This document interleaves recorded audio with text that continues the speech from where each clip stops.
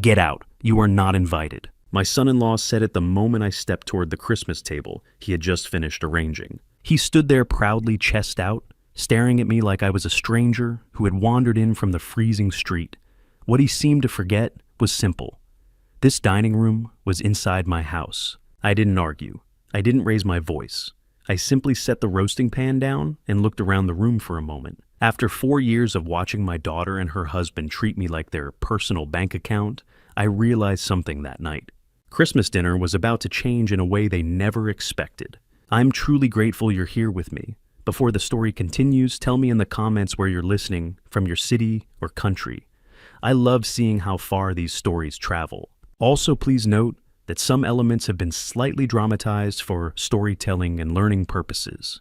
Any similarity to real names or places is purely coincidental, but the message behind this story truly matters. The heavy silver roasting pan pressed hot against the thick fabric of my oven mitts as I carried it carefully across the kitchen. I had spent the entire morning preparing the prime rib slow, roasting it, basting it, seasoning it with rosemary, garlic, and cracked black pepper, the same way my late wife used to do every Christmas. The scent filled the entire house, rich and comforting, the kind of smell that once meant laughter, warmth, and family gathered together. For a moment, standing there in the quiet kitchen, I allowed myself to believe this Christmas might feel normal again. I pushed open the swinging wooden door that separated the kitchen from the formal dining room and stepped through carrying what should have been the centerpiece of the evening. What I walked into was not warmth. It was hostility. My mahogany dining table, an enormous piece I had purchased 30 years earlier, after receiving my biggest promotion at the engineering firm, was completely surrounded. Every chair was occupied. 12 seats, 12 people. But not one of them had been invited by me. My son-in-law had filled the room with his family. His parents, his 2 brothers, their wives. They were already halfway through dinner preparations without me. Someone had opened the wine cellar earlier because 2 expensive bottles of red wine sat uncorked on the table. The deep burgundy liquid swirled in crystal glasses as they laughed loudly and tore apart the warm bread rolls I had baked earlier that afternoon. The scene felt less like a Christmas gathering and more like strangers celebrating inside a house they had decided belonged to them. I paused at the head of the table. That seat had always been mine, not out of ego, simply because it was the natural place for the host to sit. But now Declan's father occupied it. He leaned back comfortably, swirling his wine glass with a smug expression that suggested he had already claimed the throne. No one moved. No one stood. No one offered to clear space so I could set down the heavy pan in my hands. For several long seconds, I simply stood there, holding 30 pounds of hot roasted meat, while the room buzzed with conversation that slowly began to fade as people noticed me. Declan noticed first. He was 36 years old, tall and broad-shouldered, wearing a carefully fitted wool sweater that I knew was far outside the limits of his unstable income.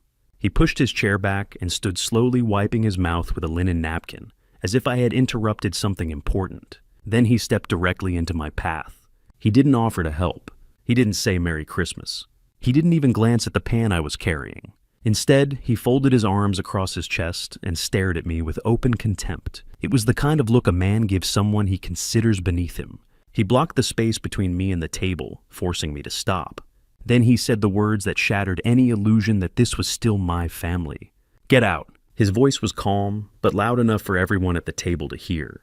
"You are not invited to sit with us," he continued. "This is a private family dinner. We don't have any room for you here." The dining room went silent. The laughter stopped instantly. Forks froze halfway to mouths. I felt a cold weight settle deep inside my stomach. I slowly shifted my gaze away from Declan and looked at my daughter, Serena, 34 years old, the little girl I had once carried on my shoulders through autumn fairs. The daughter whose college tuition I had paid in full. The child I had protected after her mother passed away.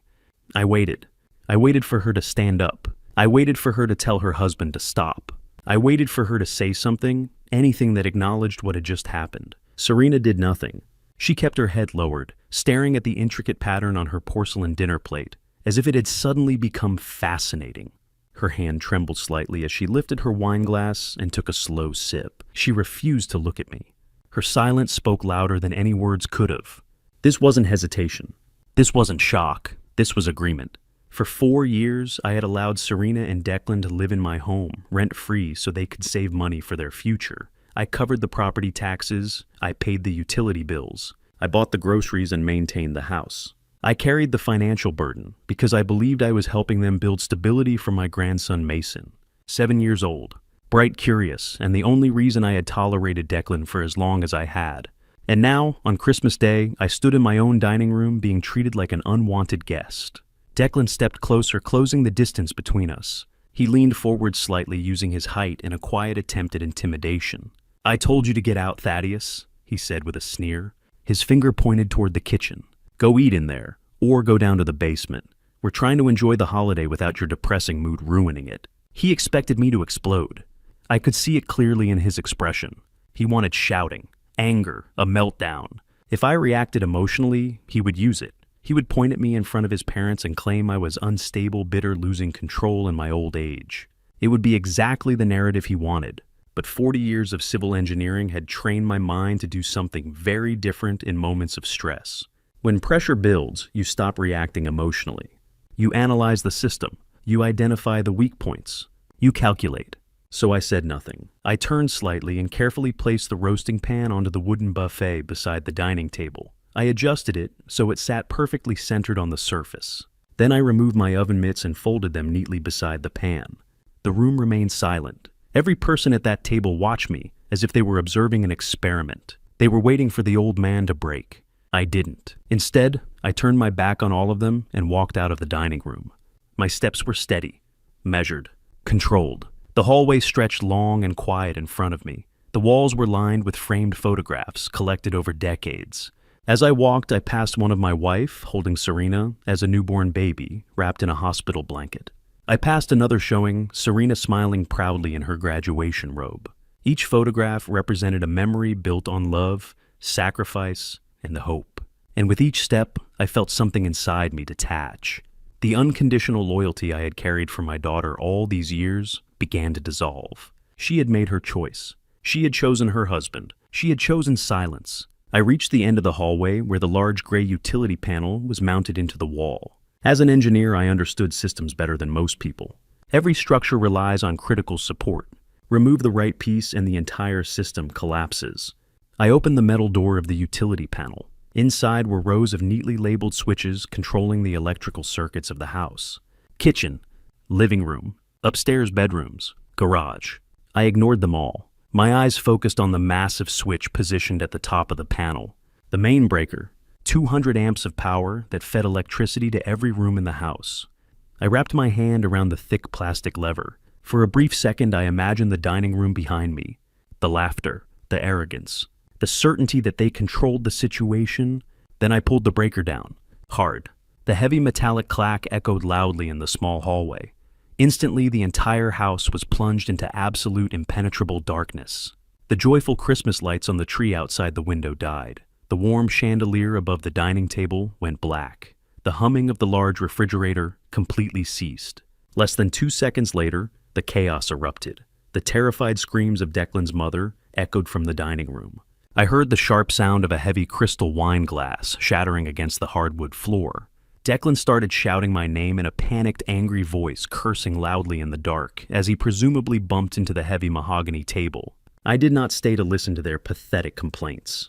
I opened the hall closet by memory, grabbed my thick wool winter coat, and pulled it over my shoulders. I slipped on my leather driving gloves. I opened the heavy oak front door and stepped out into the freezing, snow-covered night. The frigid air hit my face, and it felt remarkably clean. It felt like freedom. I pulled the front door shut behind me, the automatic lock clicking firmly into place. They were trapped inside a freezing dark house with a ruined dinner, and I was finally walking away. I drove carefully through the snow-covered streets of my quiet suburban neighborhood. The bright flashing Christmas lights on the neighboring houses blurred past my windshield. I did not feel sad. I felt a terrifying, unfamiliar sense of total emotional detachment. I drove until I reached the commercial highway on the edge of town and pulled into the glowing neon-lit parking lot of a 24-hour diner. I needed a place to sit. I needed a place to think. I pushed through the glass doors, the little bell above my head ringing sharply. The diner was nearly empty, smelling of stale coffee, industrial floor cleaner, and old frying oil. It was a stark contrast to the luxurious home I had just abandoned, but I welcomed the harsh reality of it. I slid into a cracked red vinyl booth in the far corner, away from the large front windows. A waitress wearing a faded blue uniform and an exhausted expression walked over to my table. She did not wish me a Merry Christmas. She simply flipped a thick white ceramic mug right side up and filled it to the brim with steaming black coffee. I nodded my thanks, wrapping my cold-gloved hands around the hot mug to absorb the heat. I took a slow sip. The coffee was bitter and burned my tongue, bringing my racing thoughts sharply into the present moment. I needed to figure out where I was going to sleep tonight. I needed to book a hotel room. I reached into the inner pocket of my wool coat and pulled out my smartphone.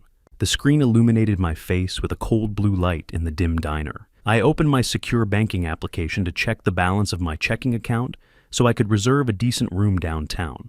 The application requested my fingerprint authentication. I pressed my thumb against the screen. The small loading circle spun for a few seconds before displaying my financial dashboard. I scrolled past my basic checking account, which had a normal balance of a few thousand. My eyes drifted down to the section labeled Primary Emergency Savings. My heart completely stopped beating in my chest. The breath rushed out of my lungs in a sharp, painful gasp.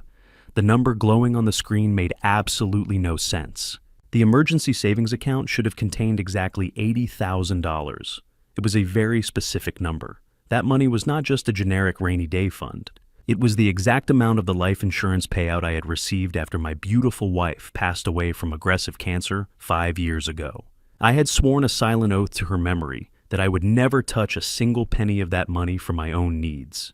That $80,000 was sacrosanct. It was securely locked away, intended to be a complete debt-free college fund for my grandson Mason.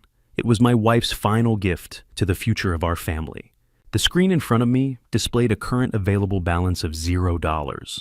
I blinked rapidly, rubbing my tired eyes, assuming my vision was blurring from the stress of the evening, or the poor lighting in the diner. I pulled the phone closer to my face. The number remained completely unchanged. 0. The money was entirely gone. A cold sweat broke out across the back of my neck.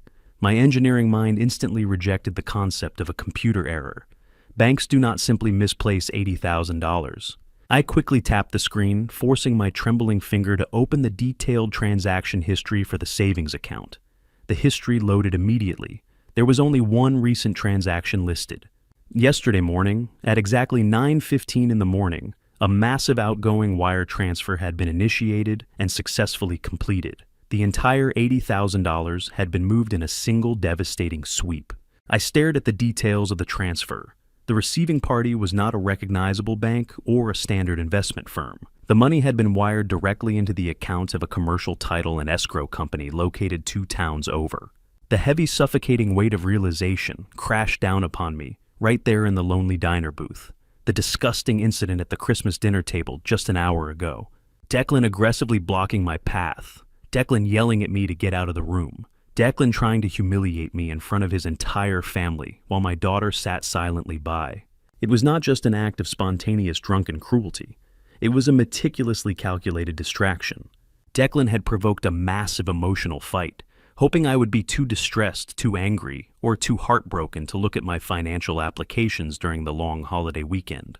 Declan had not just insulted me, he had actively robbed me. He had stolen the legacy of my dead wife. He had stolen his own son's future.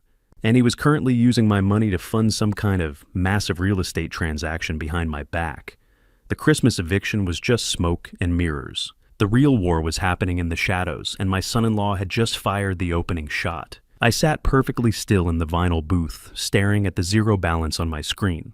The cold detachment I had felt while shutting off the power to the house vanished, replaced by a terrifying burning inferno of absolute rage.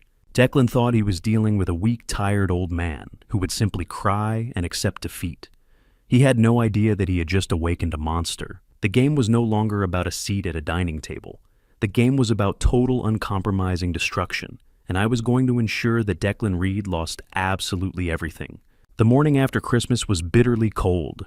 I had spent the entire night sitting upright in a sterile room at a cheap commercial hotel downtown. I did not sleep for a single second. I spent the dark hours staring blankly at the ugly textured ceiling, while my mind systematically constructed a rigid blueprint for absolute retribution. At precisely 6 o'clock in the morning, I walked out into the freezing air and drove my car toward the historic legal district of the city.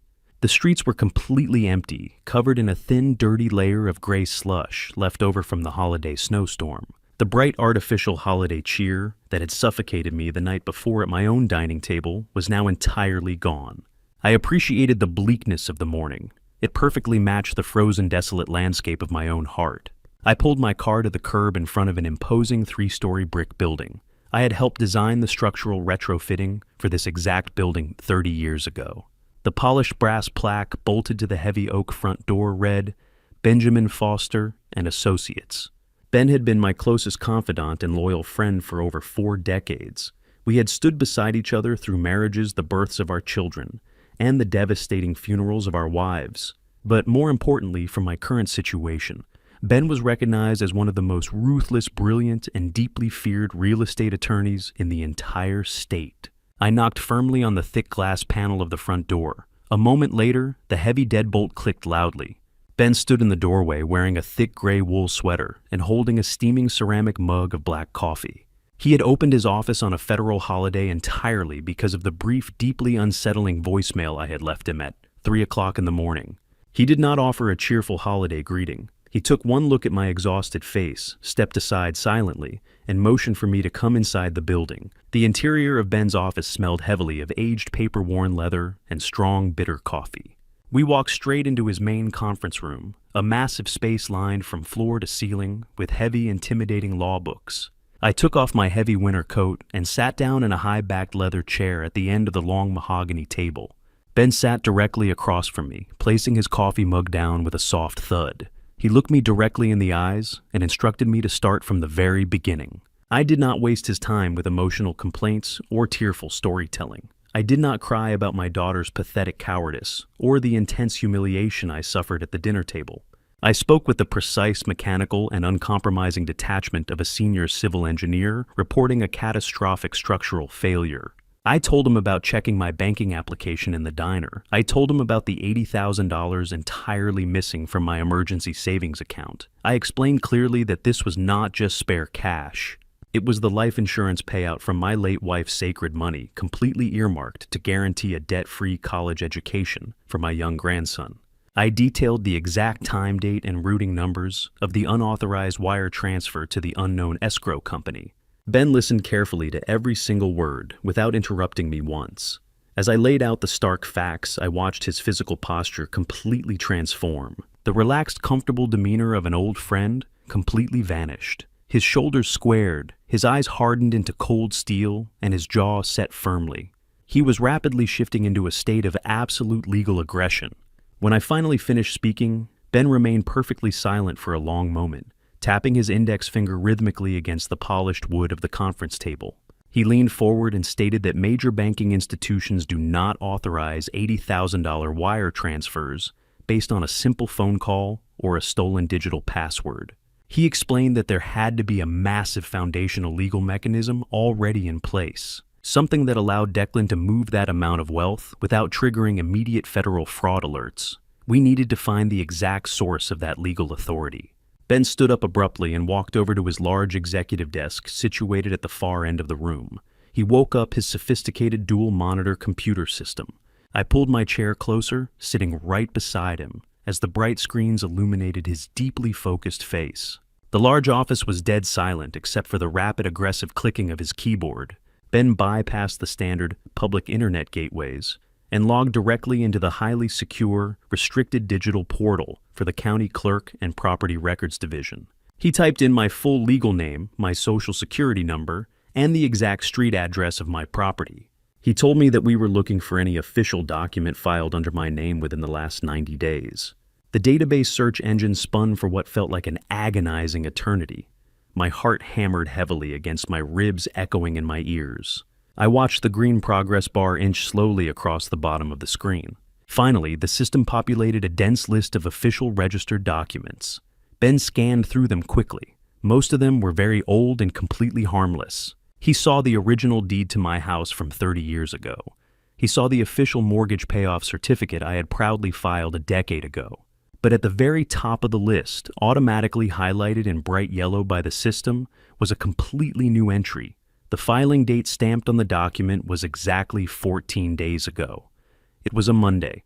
I remembered that specific day perfectly, because Declan had generously offered to take my car to the mechanic to get the oil changed, effectively leaving me stranded and alone at the house for several hours. He had created the perfect window of opportunity. Ben hovered his mouse cursor over the bright blue document link. He paused, glancing at me with a grave, serious expression, warning me to mentally prepare myself for whatever we were about to see. He clicked the link and a scanned legal document immediately populated on the large right monitor. The title printed at the very top of the document in bold, undeniable black letters made my blood run cold. It read, "General Durable Power of Attorney." I felt the air completely leave my lungs.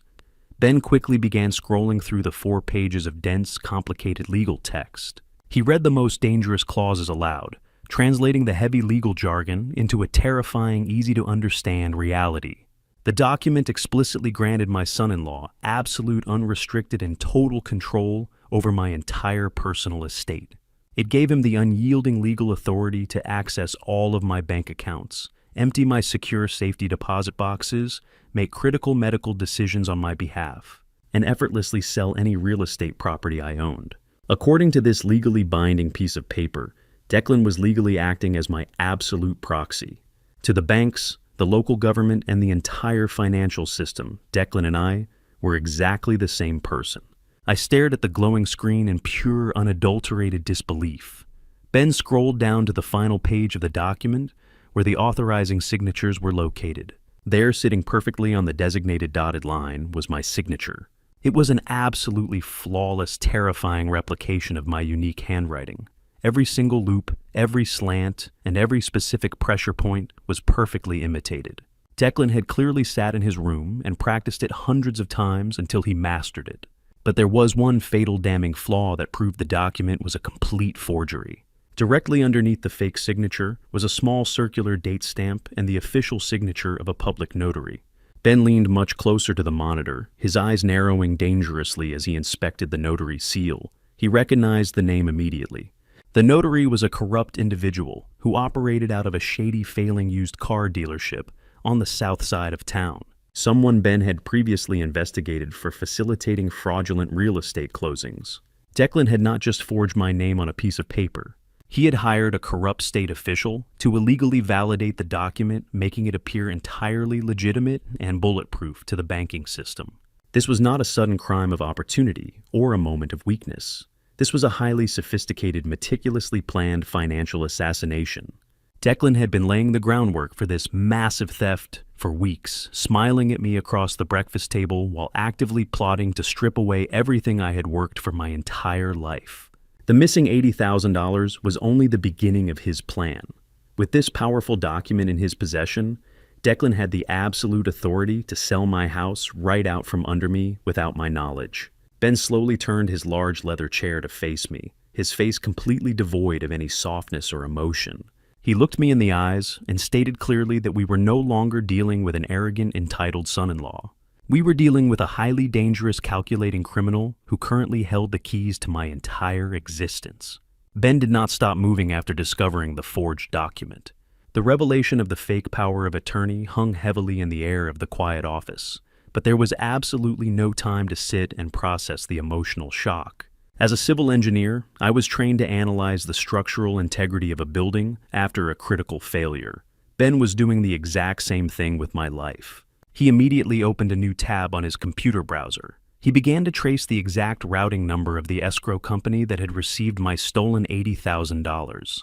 I sat rigidly beside him, my chest tight, watching the large monitor, as he navigated through a complex hidden web of corporate registrations and financial databases. He typed furiously, his jaw clenched tight in anger. He explained to me in a low, steady voice that criminals often use anonymous shell companies to hide stolen funds, hoping to create a maze that the authorities cannot quickly follow. But Declan was not a sophisticated criminal mastermind. Declan was an arrogant, greedy amateur who genuinely believed he was smarter than the entire legal system. Ben accessed the official state business registry and ran a comprehensive search on the escrow company name listed on my bank statement. Within seconds, the system provided a direct hit. The company was completely legitimate. It was a high-profile brokerage firm that primarily handled multi-million-dollar real estate transactions in the downtown financial district.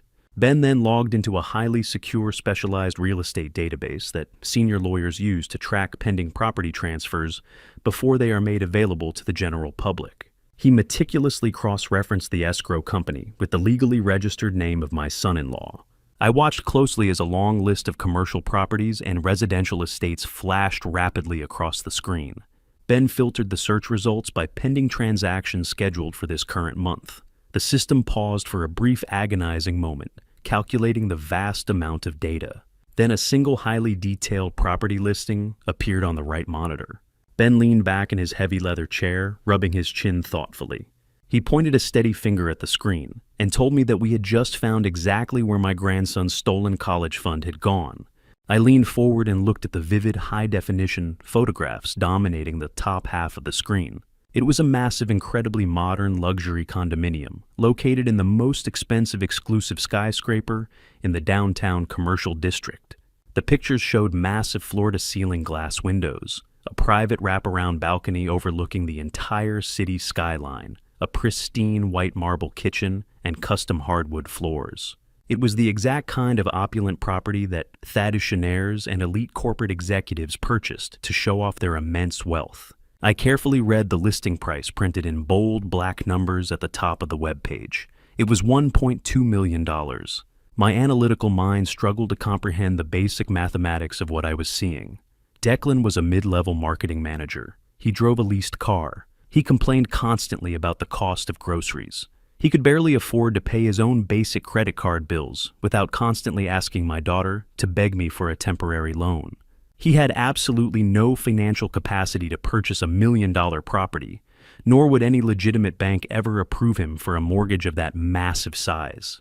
Ben scrolled down to the confidential broker notes attached to the bottom of the listing. He read them aloud to me, his voice dripping with pure, unadulterated disgust. The internal notes confirmed that a cash deposit of exactly $80,000 was received yesterday morning as an earnest money payment.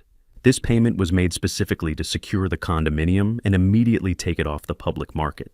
The primary buyer was listed as Declan Reed. Declan had stolen the sacred life insurance money my late wife had left behind and immediately used it as a down payment to buy himself a millionaire lifestyle.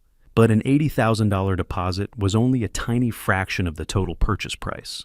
Declan still needed well over $1 million in pure cash to actually close the deal and take physical possession of the luxury condominium. I looked at Ben completely bewildered by the sheer scale of the financial mechanics and asked him how Declan planned to secure the rest of the massive funds. Ben did not answer me immediately. His eyes darkened with a terrifying realization. He turned back to his computer keyboard, his fingers flying across the keys with a renewed, almost violent intensity. Ben opened another portal this time, logging directly into the municipal property tax and deed registry database. He typed in the exact street address of my own home, the beautiful 4-bedroom house I had built with my own 2 hands 40 years ago. He hit the search button with a heavy strike of his finger. The screen refreshed instantly, displaying the official tax records and the current legal status of my residential property. A bright red banner stretched completely across the top of my property file. The banner read, "Pending sale." I felt the warm blood completely drain from my face. My stomach twisted into a painful, nauseating knot that made it difficult to breathe. Ben clicked on the red banner to open the attached commercial sales contract. The digital document loaded, slowly revealing a massive, legally binding real estate transaction. My family house was not being sold to another young family looking to build a life. It was being sold to a massive, aggressive corporate development firm that specialized in buying old properties, demolishing them completely, and building high-density luxury townhouses in their place.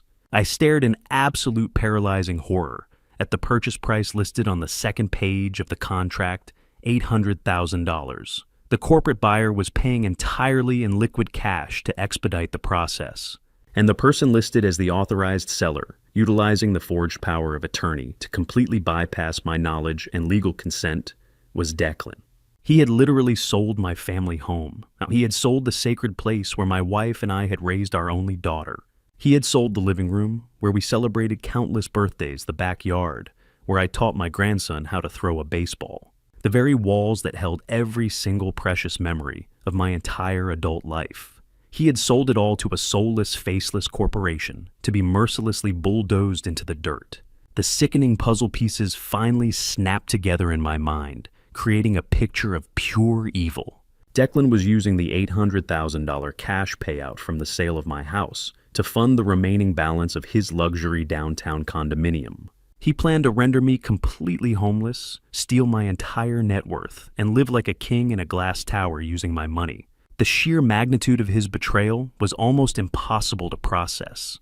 Ben scrolled silently to the very bottom of the commercial sales contract, searching for the agreed-upon dates of execution. He stopped scrolling and highlighted a single line of text in bright blue. He pointed his silver pen directly at the screen, tapping the glass monitor to ensure I understood the urgency. The official closing date for the sale of my house was listed as December 31st. Today was December 26th. I stared at the date on the screen, the terrifying gravity of the situation crushing down on my chest like a physical weight. We had exactly 4 days. In exactly 4 days, the corporate developers would wire $800,000 into a bank account controlled entirely by my son-in-law. He would then instantly transfer those stolen funds to the downtown escrow company to finalize the purchase of his luxury condo. In 4 days, I would legally lose ownership of my home. I would lose my life savings, and I would be left wandering the freezing streets with absolutely nothing to my name. Declan had timed everything perfectly. He had planned this massive financial assassination around the chaos of the holiday season, knowing full well that banks' law offices and government buildings operated on heavily limited schedules. He knew people would be distracted by family gatherings and holiday shopping. He thought his master plan was completely flawless. He thought he had successfully trapped a weak, helpless old man who would be too confused and heartbroken to fight back. But Declan made one critical, fatal miscalculation in his grand design. He left me alive. I looked away from the computer monitor and looked directly into the eyes of my oldest friend. I did not feel any fear anymore.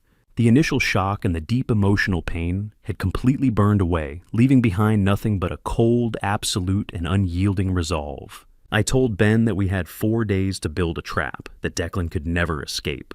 The drive back to my neighborhood felt completely different than the escape the night before. I was no longer a confused, heartbroken father fleeing a ruined holiday dinner. I was a man returning to an active war zone, carrying the absolute certainty of my enemy's destruction. I pulled my car into the driveway of my property. The bright exterior security lights were blazing against the dark winter sky. The warm, inviting glow of the living room lamps spilled out across the thick layer of snow on the front lawn. Declan had obviously found the main breaker panel and restored the electrical power to the house shortly after my departure. The house looked perfectly normal, from the outside a picture of quiet suburban peace. But I knew the foundation was entirely infected with rot. I turned off the engine and sat in the cold car for a long moment, steadying my breathing and forcing my racing heart to slow down. I had to perfectly play the role of the defeated old man. I had to let them believe their master plan was working flawlessly, so they would not panic and change their timeline. I grabbed my house keys, walked slowly up the front steps, and unlocked the heavy oak door. The warm air of the hallway hit my face, carrying the stale, lingering smell of spilled red wine and cold roasted meat from the disastrous dinner party. The house was unnervingly quiet, a stark contrast to the shouting I had left behind. I took off my heavy winter coat and hung it carefully on its designated hook in the front closet. I did not call out to announce my arrival. I did not want to speak to anyone. I simply started walking toward the kitchen to get a glass of water, hoping to slip into my bedroom unnoticed. I did not even make it past the wide living room archway before Declan stepped out from the shadows of the staircase. He had clearly been waiting for me to return. He wore a crisp white dress shirt and dark tailored slacks, looking incredibly smug and self-assured. He stepped directly into the center of the hallway, crossing his muscular arms over his chest, adopting the exact same physically intimidating posture he had used the night before at the dining table. But this time, there was no audience of extended family members to perform for. It was just the two of us standing in the quiet house. Declan did not waste his time with pleasantries or fake apologies. he stepped closer to me, aggressively invading my personal space. He pointed a long, accusing finger directly at my chest. He told me that my little electrical stunt last night had completely ruined his mother's holiday experience. He said his parents had been forced to leave the house early because the rooms were freezing cold, and he was absolutely furious about the deep embarrassment I had caused him. I looked at him with a blank, unreadable expression, letting my silence stretch out to make him uncomfortable. My total lack of a verbal response only fueled his arrogant anger. Declan leaned down, bringing his face mere inches from mine, and lowered his voice into a vicious, deeply threatening whisper. He told me that I was clearly losing my mind in my old age. He said my memory was rapidly failing, and my erratic behavior was becoming completely dangerous to the safety of his family. He promised me that if I ever tried another pathetic stunt like shutting off the power again, he would make one single phone call to a state medical board. He threatened to have me officially declared legally incompetent by a corrupt doctor of his choosing. He smiled a cruel, cold smile and told me he had already picked out a state-funded low-income nursing facility 2 towns over. He described it in brutal detail as a miserable place where they lock the heavy metal doors from the outside and ignore the elderly patients for hours at a time. He said he would drop me off at their front desk, sign the admission papers, and never visit me again for the rest of my life. Declan desperately wanted a fight. He wanted me to scream to loudly deny his terrifying accusations, or to break down crying and beg him not to lock me away in a medical facility. He was actively trying to manufacture a documented history of mental instability to easily justify the forged power of attorney he was already using to steal my entire life. I knew exactly what twisted game he was playing, and I completely refused to participate in his trap. I did not blink. I did not show a single ounce of fear or hesitation. I simply shifted my gaze slightly to the right, looking directly past his broad shoulder down the long hallway. The interior door leading to the attached 2-car garage was wide open. The harsh fluorescent lights inside the garage were glaring brightly. Stacked neatly against the far concrete wall were dozens of heavy-duty brown cardboard moving boxes. Several of them were already sealed tightly with thick, clear packing tape. I could clearly see my own handwriting on the side of a large blue plastic storage bin sitting next to the growing wall of boxes. It was the specific bin containing my late wife's fragile porcelain collection and my old engineering college textbooks. Declan was not just secretly planning to sell the house on December 31st. He was actively packing my entire physical life into cardboard boxes while I was out of the house meeting with my lawyer. He was meticulously erasing my presence from the property, preparing to throw my precious memories into a cheap rental storage unit or a garbage dumpster, the exact moment the corporate developers wired the $800,000 into his stolen bank account. The sheer breathtaking audacity of his actions was almost difficult to comprehend. He truly thought I was entirely oblivious to the massive trap closing around my neck. I slowly looked back into Declan's dark eyes. I gave him a weak, tired, and deeply submissive nod, perfectly playing the part of a broken, exhausted elder who had finally surrendered to a much stronger predator. Declan smirked widely, visibly satisfied with his perceived victory over me, and stepped aside to let me pass through the hallway. I walked slowly past him toward the kitchen, my heart pounding against my ribs with a cold, highly controlled fury. As I reached the marble kitchen island, I heard soft, hurried footsteps rushing up behind me. I turned around and saw my daughter, Serena. Her eyes were bright red and heavily swollen from hours of crying. She looked terrible and exhausted, wearing an oversized gray sweater and clutching a crumpled white tissue in her trembling hands. She looked quickly over her shoulder into the hallway to ensure Declan was no longer standing there listening before she stepped very close to me. She reached out and grabbed my forearm, her grip surprisingly tight and desperate. Fresh tears spilled over her eyelashes and ran down her pale cheeks. She begged me in a frantic, breathy whisper to just listen to Declan and do whatever he said. She pleaded with me to stop fighting him, to stop causing unnecessary tension in the house, and to just blindly cooperate with whatever changes he demanded over the next few days. She sobbed quietly, wiping her nose with the tissue, telling me that Declan was working on a massive life-changing business deal that was going to permanently secure their financial future. She looked me right in the eyes and confessed that their marriage had been rapidly falling apart under the intense stress of living in my house. But this brand new real estate opportunity was finally going to fix all of their problems and save her broken family. The warm kitchen suddenly felt freezing cold. The very last remaining shred of unconditional hope I held for my daughter instantly turned to ash and blew away. Serena was not an innocent, naive victim, being kept entirely in the dark by a cruel, manipulative husband. She knew about the massive real estate deal. She might not have specifically known about the forged signature on the legal documents or the stolen life insurance money. But she absolutely knew Declan was planning a massive financial maneuver using my personal assets to buy them a brand new life. She had somehow convinced herself that sacrificing my home, my financial security, and my personal dignity was a perfectly acceptable price to pay to keep her toxic husband from filing for divorce. She was actively begging me to willingly walk into my own execution, just so she could pretend her perfect suburban marriage was successful. I gently but firmly pulled my arm out of her desperate, clinging grip. I looked at the child I had raised from birth and felt absolutely nothing but a hollow, crushing emptiness in my chest. She had clearly chosen her side in this war. The line was officially drawn in the sand, and she was standing directly next to the enemy. I realized in that exact devastating moment that I could no longer just punish Declan for his crimes.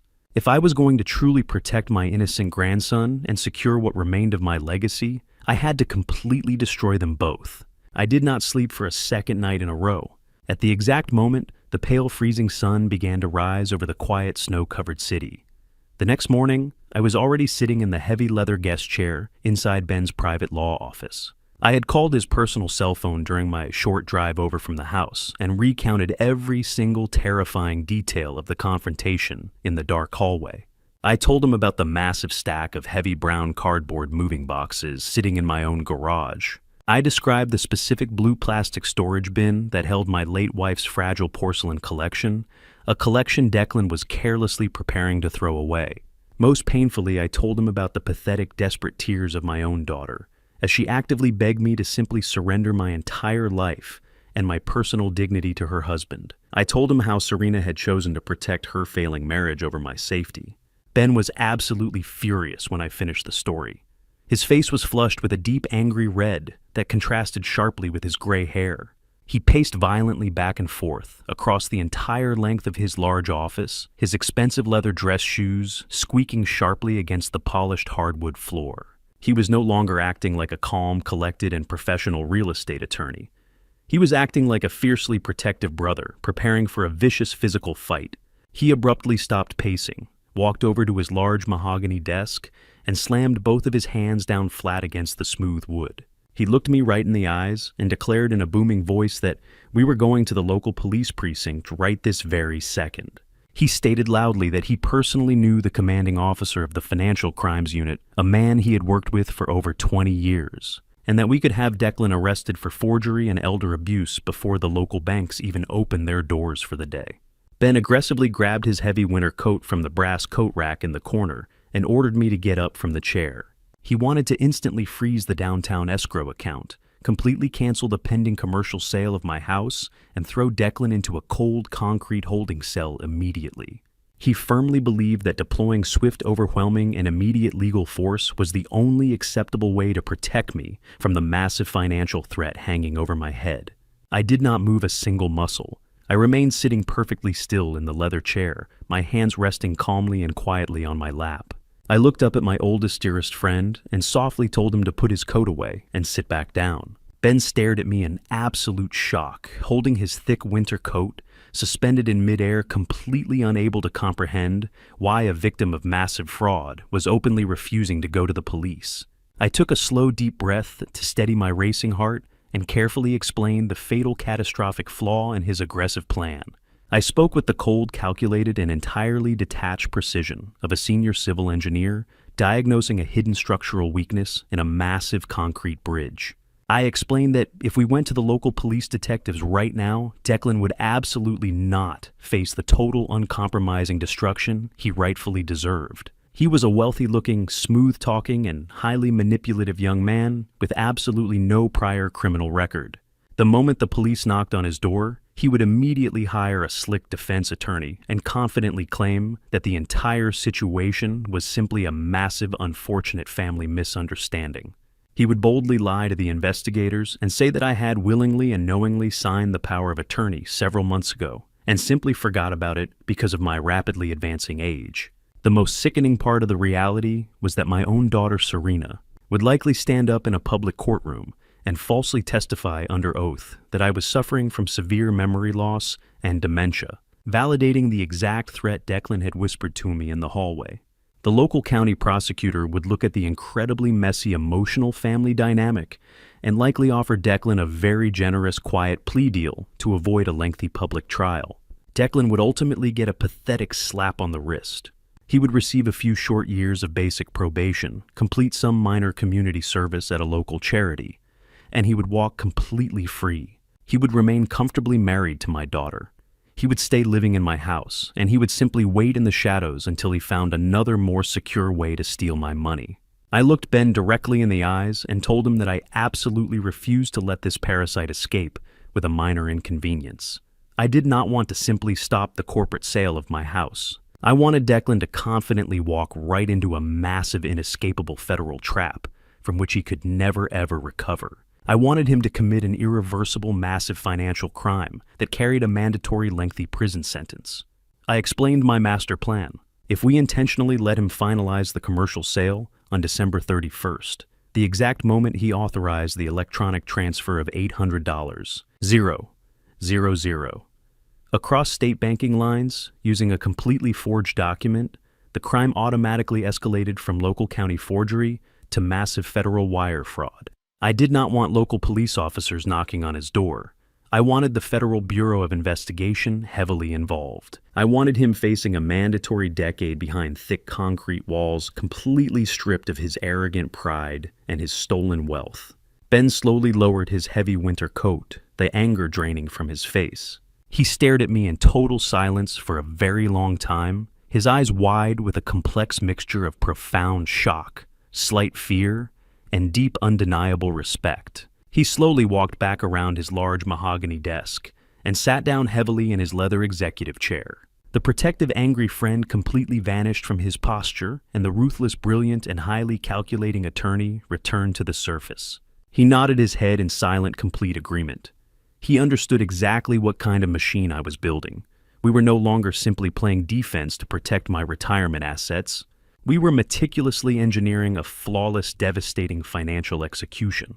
Ben cracked his knuckles loudly and pulled his large computer keyboard closer to the edge of the desk. He told me that if we were truly going to let Declan push the massive house sale all the way to the final holiday closing date, we needed to secretly and entirely strip him of his legal armor without him ever realizing he was suddenly vulnerable.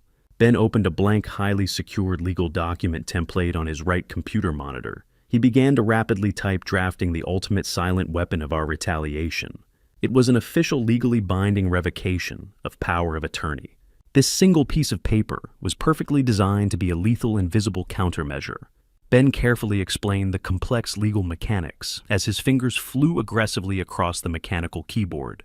This new document would explicitly, completely, and permanently terminate the forged authority Declan had illegally filed with the county clerk 2 weeks ago. The document would state in absolute, undeniable, and medically sound terms that I was in full, perfect possession of my mental faculties, and that any and all previous proxies mandates or authorizations were immediately rendered null and void under the full penalty of perjury. But the absolute true genius of this specific legal document was its complete secrecy. Ben meticulously structured the revocation so that it did not legally require Declan to sign, it acknowledge it, or even receive direct physical notification for it to become actively enforced by the state. We were going to pull the critical safety net completely out from under his feet while he was standing confidently on the highest wire, leaving him to fall to his absolute destruction. Ben printed the heavy, dense legal document on thick, expensive watermarked paper.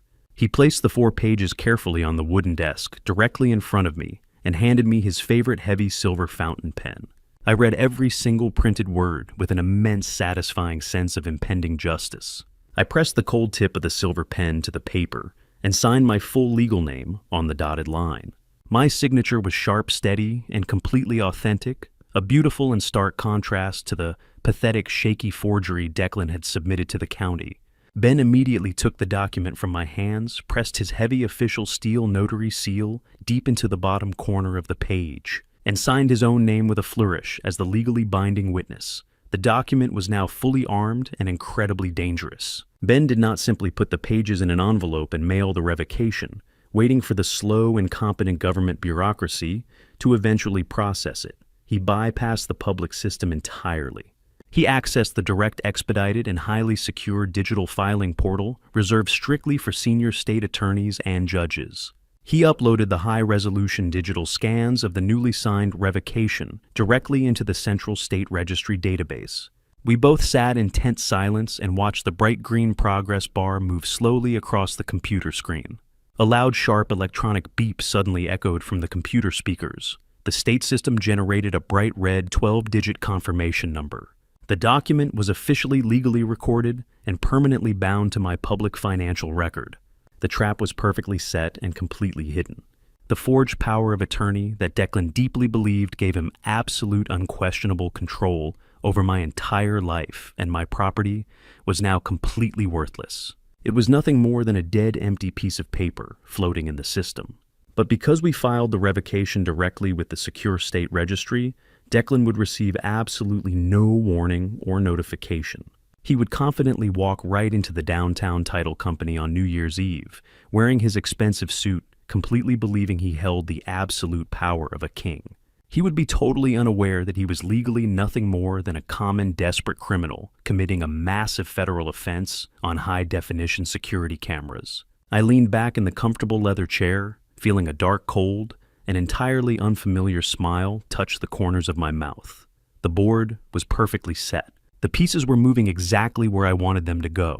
Now I just had to return to my house and flawlessly play the pathetic role of the defeated, broken victim for 3 more agonizing days.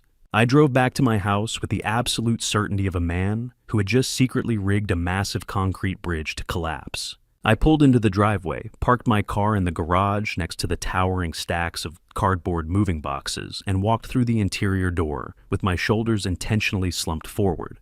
I let out a long, heavy sigh that echoed loudly in the quiet hallway, perfectly broadcasting my manufactured despair to anyone listening. I walked straight up the carpeted stairs to my master bedroom, making sure my footsteps sounded incredibly heavy, slow, and entirely tired. I went to the very back of my deep walk-in closet and pulled out a battered, faded brown leather suitcase that I had not used in over a decade. I carried it like it weighed 100 pounds, placed it gently on the center of my large bed, and unzipped it with visibly trembling hands. I walked over to my heavy oak dresser and began pulling out thick winter sweaters, plain cotton shirts, and a few pairs of simple trousers.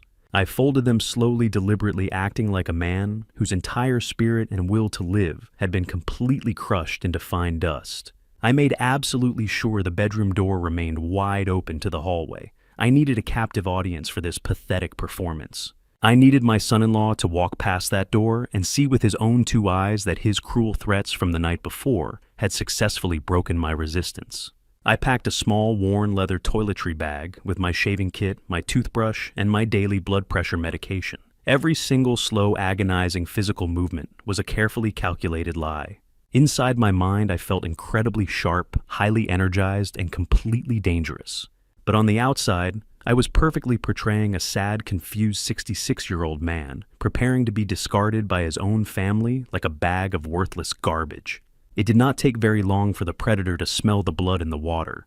Within 20 minutes, I heard the arrogant, heavy footsteps of my son-in-law marching down the upstairs hallway.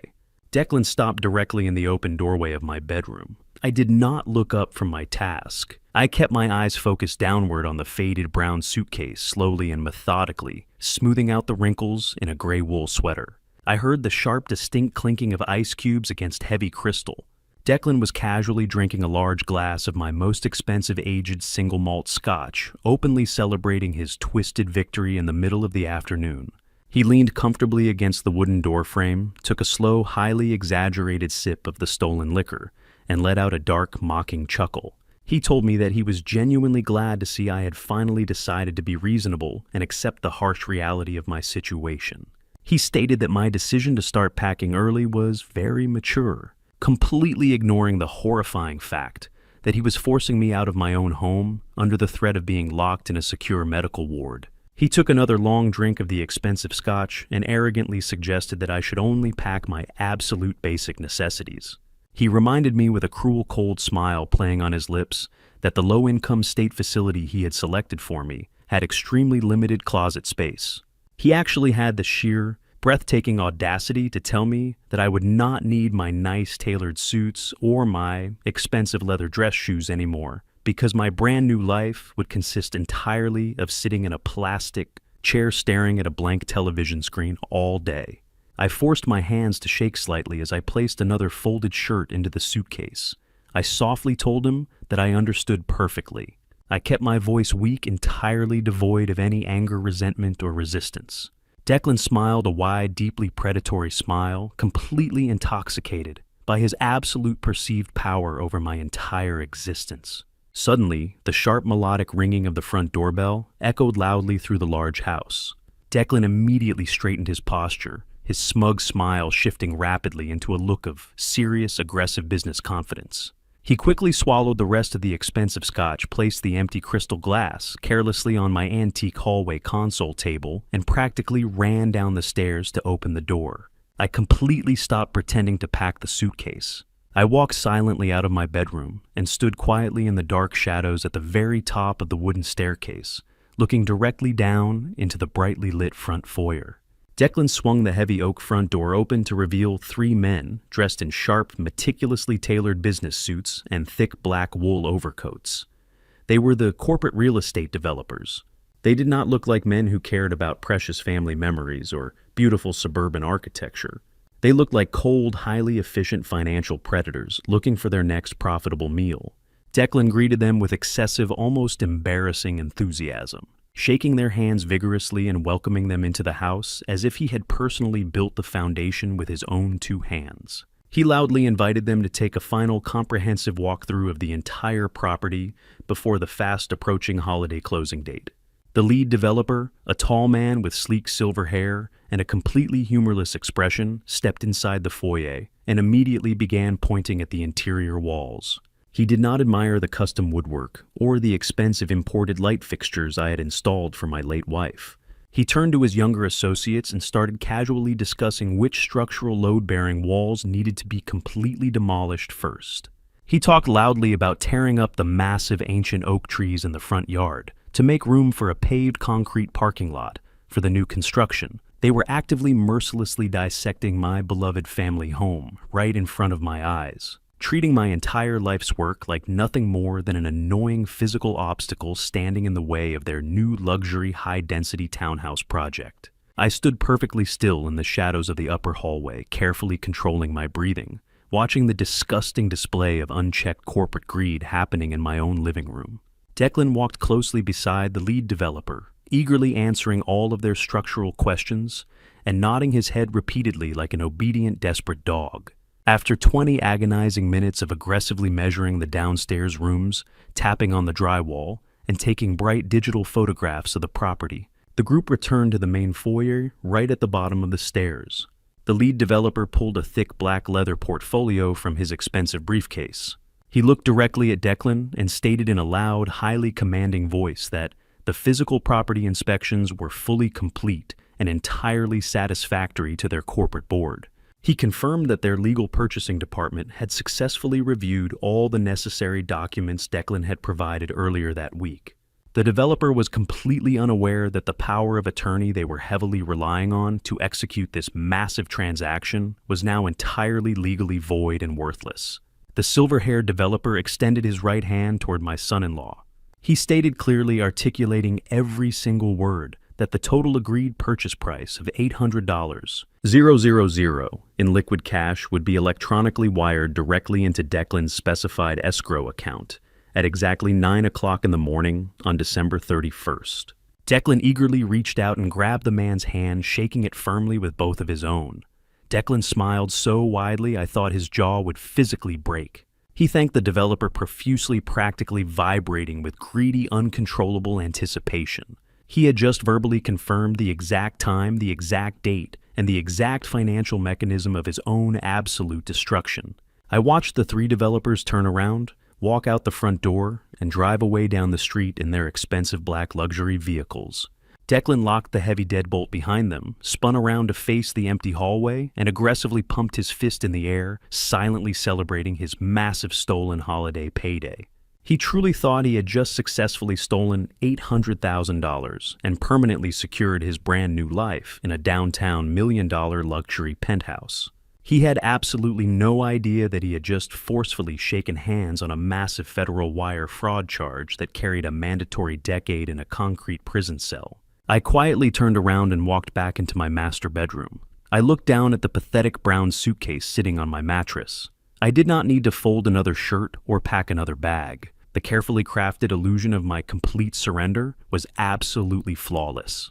The trap was perfectly baited. The arrogant criminal had eagerly taken a massive bite, and all I had to do now was wait patiently for the steel jaws to violently snap shut. I waited until the early evening when the house was completely dominated by the loud, obnoxious sounds of a professional football game blaring from the living room television. Declan was sprawled across the large sofa I had purchased for them, completely absorbed in the game, shouting aggressively at the screen, with a fresh bottle of imported beer in his hand. I used his distraction to quietly slip out through the heavy wooden back door. I walked silently down the dark, snow-covered alleyway, running behind our suburban street, my boots crunching softly against the frozen ice. I got into my car, which I had purposefully parked 2 blocks away from my property earlier that afternoon.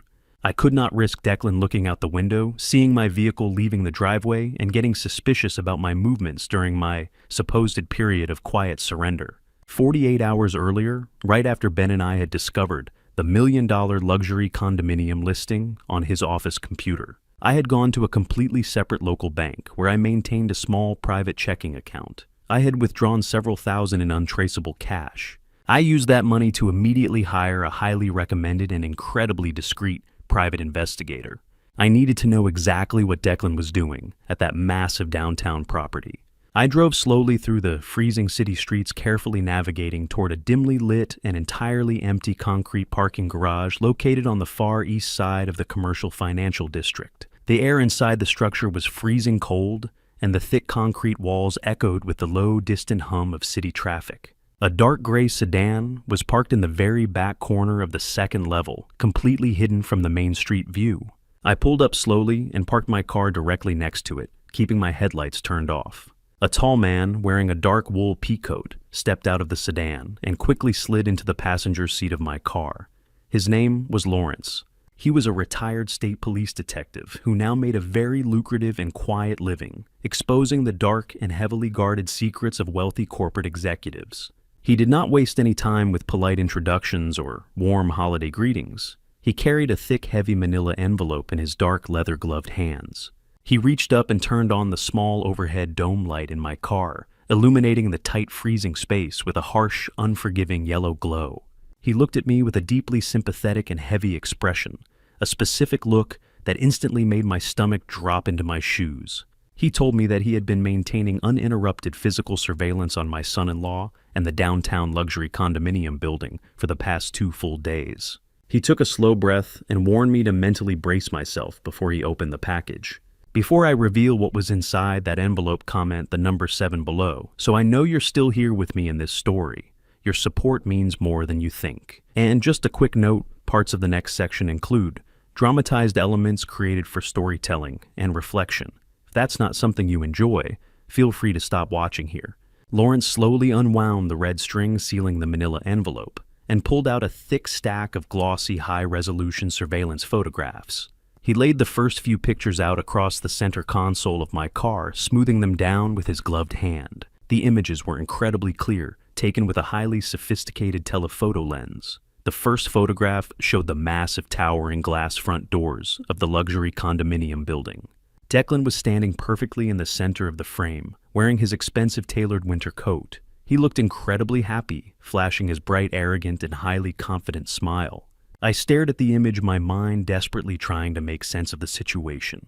I fully expected the next photograph to show him walking into the beautiful building with a professional real estate agent, perhaps holding a tape measure to plan the dimensions of the living room or sketching out exactly where to put my grandson's heavy wooden toy boxes. I genuinely thought his sickening master plan was simply to ruthlessly steal my money to forcefully upgrade his family's living situation. But as Lawrence silently laid down the second and third photographs, the cold, terrifying reality of the situation crashed over me like a massive tidal wave of freezing water. Declan was absolutely not alone in the pictures. He was standing very close to a young, remarkably beautiful woman. She appeared to be no older than 24 years old, with long, flowing blonde hair, wearing a very expensive designer leather jacket and tall boots. In the third photograph, Declan had his arm wrapped tightly and intimately around her waist, pulling her incredibly close to his body as they walked confidently together through the polished white marble lobby of the luxury building. Lawrence tapped the third photograph with his index finger and began to calmly explain the horrific situation. He told me the young woman's name was Valerie. She was a junior marketing assistant at the exact same corporate firm where Declan currently worked. Lawrence explained in a steady voice that Declan and this young woman had been heavily involved in a secret and deeply intimate romantic affair for the past 8 months. Declan had been quietly funding her luxurious high-end lifestyle, using the various credit cards he constantly forced my daughter to pay off with her own salary. Lawrence continued to place more photographs on the console, each one significantly more devastating and undeniable than the last. There were vivid pictures of Declan and the young woman sitting incredibly close together at an exclusive downtown restaurant, drinking tall glasses of imported champagne and laughing loudly into the night. There were pictures of them walking hand in hand out of a high-end modern furniture boutique located in the wealthy shopping district. Lawrence pointed his finger to a specific highly detailed photograph, showing Declan aggressively signing a digital delivery clipboard held by a tired moving truck driver. Lawrence explained that Declan was currently having tens of thousands of dollars worth of brand new custom-built Italian furniture delivered directly into the luxury condominium penthouse. He was heavily furnishing the massive, beautiful suite to the exact demanding specifications of his young mistress. I stared at the glossy photographs, my bare hands gripping the cold leather steering wheel of my car so tightly that my knuckles turned completely white and my joints ached with pressure. I desperately scanned the images looking for any sign or any tiny hidden detail that indicated Declan was making space for his actual family.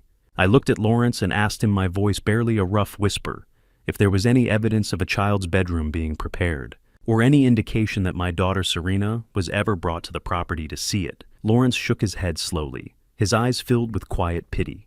He stated with absolute heartbreaking certainty that there was absolutely no room for a 7-year-old boy in that modern penthouse. He told me he had legally accessed the building's internal security registry database earlier that morning. Declan had formally registered exactly 2 permanent electronic key fobs for the secure private elevators. He registered one for himself and one for the young blonde woman. The master plan was now completely laid bare before my eyes, and it was infinitely more evil and more destructive than I had ever possibly imagined.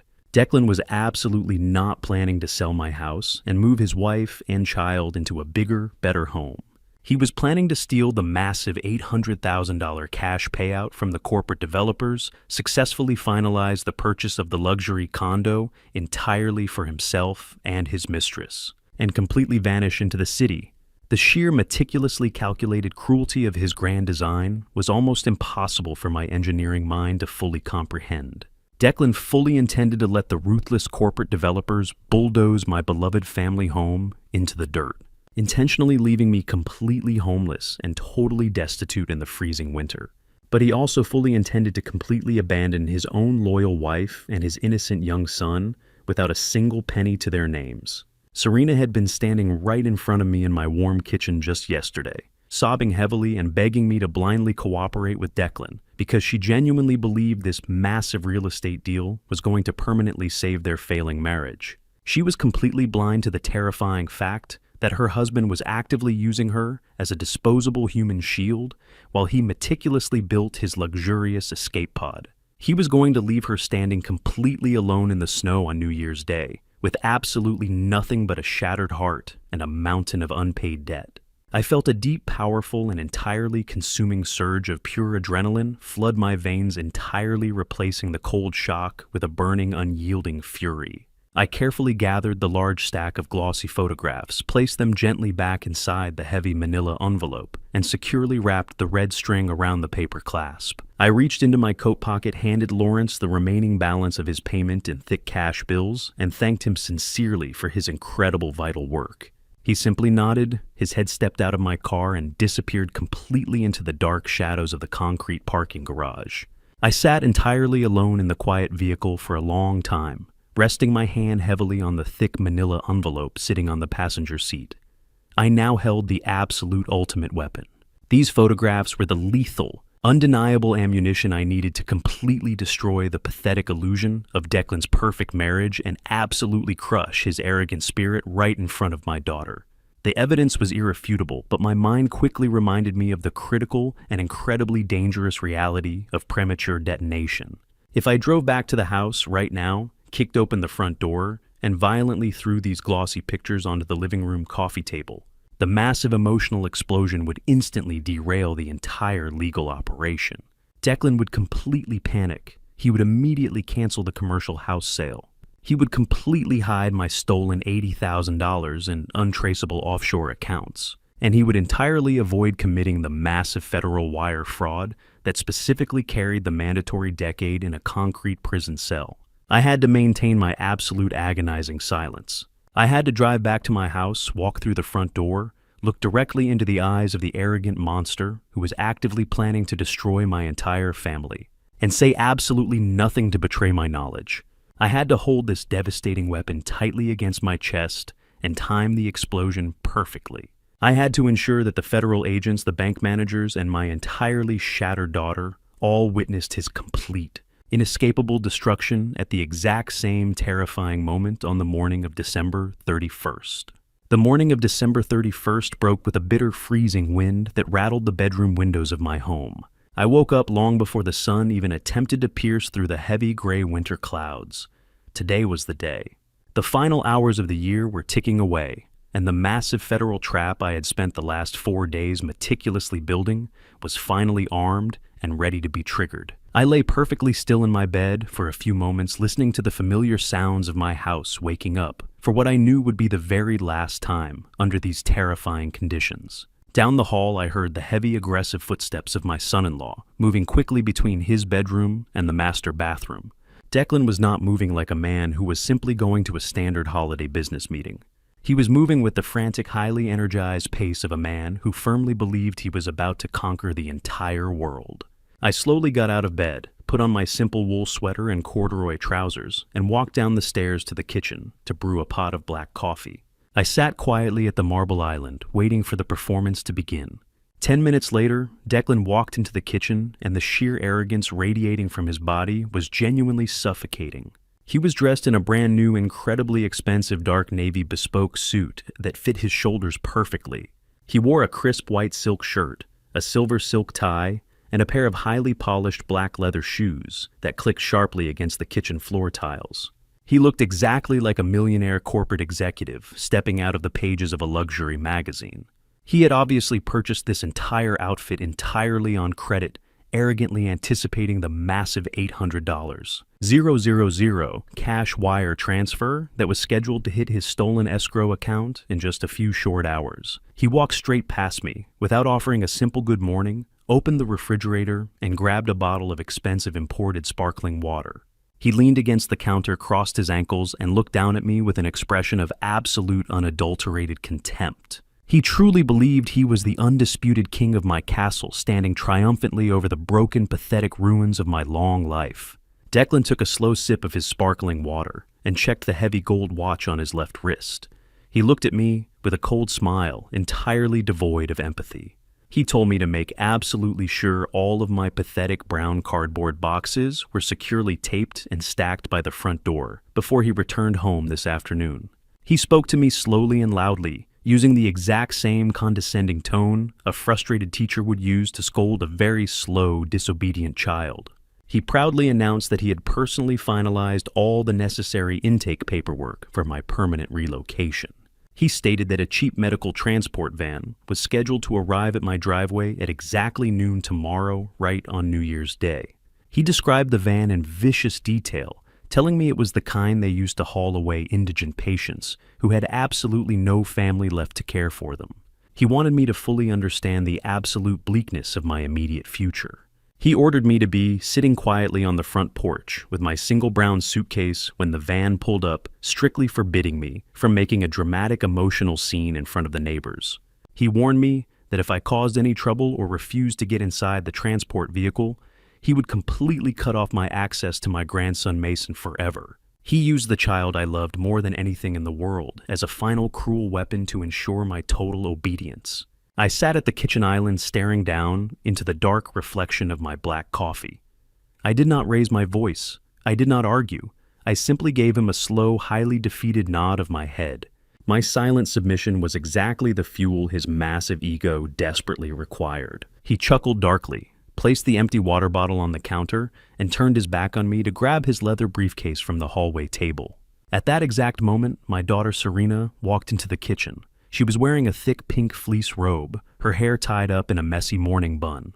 She looked incredibly tired, but there was a forced, desperate sense of hopeful excitement completely taking over her face. She walked directly past me, entirely ignoring my presence, and went straight to her husband. She threw her arms around Declan's neck and kissed him deeply. She stepped back, straightening his silver silk tie with her hands, and looked up at him with eyes full of absolute blind devotion. She told him how incredibly handsome he looked in his new expensive suit. She wished him the best of luck on his massive business closing today. She actually smiled a genuine bright smile and told him that she was so incredibly proud of how hard he was working to permanently secure their family's financial future. The level of tragic, sickening irony echoing through the warm kitchen was almost too much to bear. She was actively praising the very monster who was silently plotting to completely destroy her entire existence. I watched her caress his cheek, entirely unaware that the man she was kissing was currently holding a secure digital key fob for a downtown luxury penthouse that belonged exclusively to his young blonde mistress. She had absolutely no idea that while she was busy thanking him for saving their marriage, he was meticulously planning to walk out of the title company with $800, 000 in stolen cash, and never return to this house again. She was eagerly helping him load the gun that he was going to point directly at her heart. Declan smiled back at her, a flawless, charming, and completely terrifying performance. He kissed her forehead, promised her they would celebrate with an expensive dinner tonight, and told her he loved her. The lie rolled off his tongue so easily, so naturally, that it made my blood run completely cold. Declan turned around and walked out the front door, the heavy oak slamming shut behind him with a loud final thud. I listened to the powerful engine of his leased car start in the driveway and slowly back out into the freezing winter street. Serena stood by the front window, happily watching him drive away toward his grand destiny. She let out a long, contented sigh, turned around, and finally looked at me, sitting at the kitchen island. Her smile instantly vanished, replaced by a cold, hardened expression of mild annoyance. She reminded me sharply that I needed to finish packing my things before the transport van arrived tomorrow.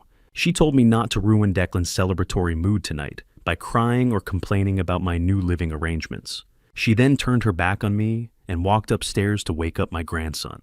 The total disregard she showed for my humanity cemented my resolve. There was absolutely nothing left to salvage between us.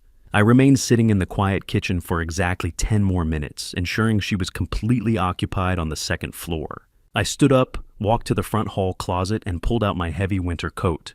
I reached deep into the back corner of the top shelf and retrieved my locked black leather briefcase. Inside that secure case rested the two items that were about to completely vaporize Declan's entire world. I had the certified legally binding revocation of power of attorney that officially stripped him of all legal authority. And I had the thick manila envelope containing the high-resolution surveillance photographs of his secret young mistress. I gripped the heavy handle of the briefcase, my knuckles turning white with anticipation. The time for hiding in the shadows was officially over. The time for playing the weak, defeated old man had completely expired. I stepped out of the front door, into the freezing morning air, walking briskly toward my car parked down the street. Declan was currently driving downtown to claim his stolen fortune, completely unaware that I was already moving to intercept him at the bank. The final countdown had officially begun. I drove directly from my quiet suburban house to the massive glass and steel headquarters of the primary regional bank, located in the heart of the financial district. The morning air was bitterly cold, whipping fiercely through the city streets, but the heating system inside my car felt completely irrelevant compared to the burning heat radiating through my chest. Ben was already standing on the wide concrete steps waiting for me when I pulled into the visitor parking lot. He was wearing a dark charcoal wool suit, carrying a thick leather briefcase and projecting the intense aura of a man going into absolute legal warfare. We did not exchange a single word of polite greeting. A simple firm nod of the head was all that was necessary between us. We walked through the heavy revolving glass doors together and completely bypassed the long lines of ordinary customers waiting patiently at the teller windows. Ben flashed his official State Bar Association credentials to the armed security guard standing near the elevators and demanded immediate uninterrupted access to the senior branch manager. While we walked quickly down the quiet, thickly carpeted hallway of the executive suite, my mind briefly flashed to my son-in-law. Right at this exact moment, Declan was undoubtedly walking into the plush, luxurious lobby of the downtown title company. I could easily picture him shaking hands with the front desk receptionist, arrogantly taking off his expensive tailored winter coat, and sitting down in a soft leather chair with a cup of complimentary gourmet coffee. He was completely convinced that he was just a few simple signatures away from becoming a very wealthy man. He truly thought the finish line was entirely clear and completely unguarded. He had absolutely no idea that Ben and I were currently stepping into a highly secure banking office clear across town to completely detonate the bridge he was walking on. We entered the large corner office of the senior bank manager, a stern-looking woman named Sarah, who immediately recognized Ben from previous high-profile real estate litigation cases. She asked us to sit down, clearly sensing the intense, unyielding gravity we brought into her room. I sat down in the firm leather guest chair right across from her wide mahogany desk and placed my locked black briefcase securely on my lap. Ben did not bother sitting down. He stood tall, placed both of his hands firmly on the edge of her wooden desk, and commanded the absolute attention of the room. He told Sarah in a cold, uncompromising voice that we were facing an active, massive, and highly sophisticated case of elder financial exploitation and impending federal wire fraud. He demanded that she immediately initiate a complete, unyielding hard freeze on every single financial account, routing number, and credit line associated with my social security number. Sarah blinked rapidly, her highly professional demeanor momentarily cracking under the sheer weight of Ben's aggressive opening statement. She immediately asked for my physical identification to verify my identity.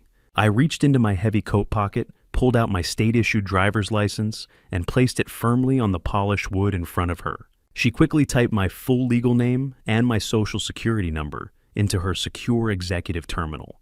The large monitor instantly populated with my standard checking accounts, my meager retirement funds, and the entirely empty emergency savings account that Declan had already ruthlessly drained 2 days ago. Sarah looked at the screen and then back at me, asking in a very serious tone if I fully understood the severe personal consequences of a total systemic freeze. She warned me that doing this would completely lock my own access to my funds, bouncing any pending checks, and instantly stopping any automatic Thaddeus payments I had previously scheduled. I looked her directly in the eyes, my voice entirely steady and completely devoid of any hesitation. I told her to lock every single door burn, every single bridge, and completely seal the vault tightly shut. I told her I did not care if I could not buy a simple cup of coffee for the next month. I wanted absolute financial paralysis. Sarah swallowed hard, clearly understanding the absolute terror driving my specific request. She typed a rapid sequence of high-level override commands into her keyboard and pressed the final execution button. A bright red digital banner flashed completely across her monitor, confirming that my entire financial identity was now totally locked down under an emergency fraud mandate. With the immediate financial bleeding successfully stopped, it was finally time to deploy the ultimate weapon we had crafted. I clicked open the dual brass locks on my black briefcase. I carefully pulled out the heavy, thick, watermarked pages of the state-certified revocation of power of attorney. I handed the legally binding documents directly to Sarah. I told her clearly that my son-in-law had illegally filed a heavily forged document 2 weeks ago, granting himself total proxy control over my personal estate. I explained that he was currently sitting at a downtown title company, aggressively utilizing that dead-forged authority to sell my residential property to a massive corporate development firm. Sarah took the pages from my hand, her eyes scanning the dense legal text very quickly. When her gaze finally landed on the bright red 12-digit state confirmation number and the official steel notary seal provided by Ben, the remaining color completely drained from her face. She realized the terrifying magnitude of the crime occurring in real time. This was no longer a simple family dispute over a small stolen check. This was a multi-$800,000 commercial real estate theft, happening right under the nose of her banking institution. Ben instructed Sarah to immediately scan the state-certified revocation and transmit it directly to the Regional Federal Fraud Division. He told her to digitally flag the specific escrow account Declan had established to receive the corporate buyout funds. Sarah picked up her desk phone with a visibly trembling hand and dialed the internal emergency number for the Central Fraud Prevention Department. She spoke rapidly into the receiver, reading my exact social security number, the state confirmation code printed on the revocation, and the specific routing details of Declan's hidden escrow account. She officially documented that the original power of attorney was a confirmed malicious forgery, and that the primary account holder was sitting right in front of her, legally blocking all incoming and outgoing financial traffic. The heavy protective machinery of the federal banking system was finally waking up, and its massive unyielding gears were locking firmly into place right around my son-in-law's throat. Sarah hung up the heavy plastic phone receiver and looked back at us, her breathing shallow and fast. She confirmed that the regional fraud director had personally received the digital documents and placed an immediate active trace on the specific escrow routing numbers. The trap was now fully operational and completely armed. The only thing left to do was wait for the arrogant rat to step directly on the trigger plate.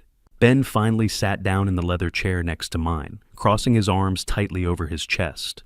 We all turned our entire attention to the large computer monitor sitting prominently on Sarah's desk. The screen displayed a live, highly secure feed of the locked escrow account.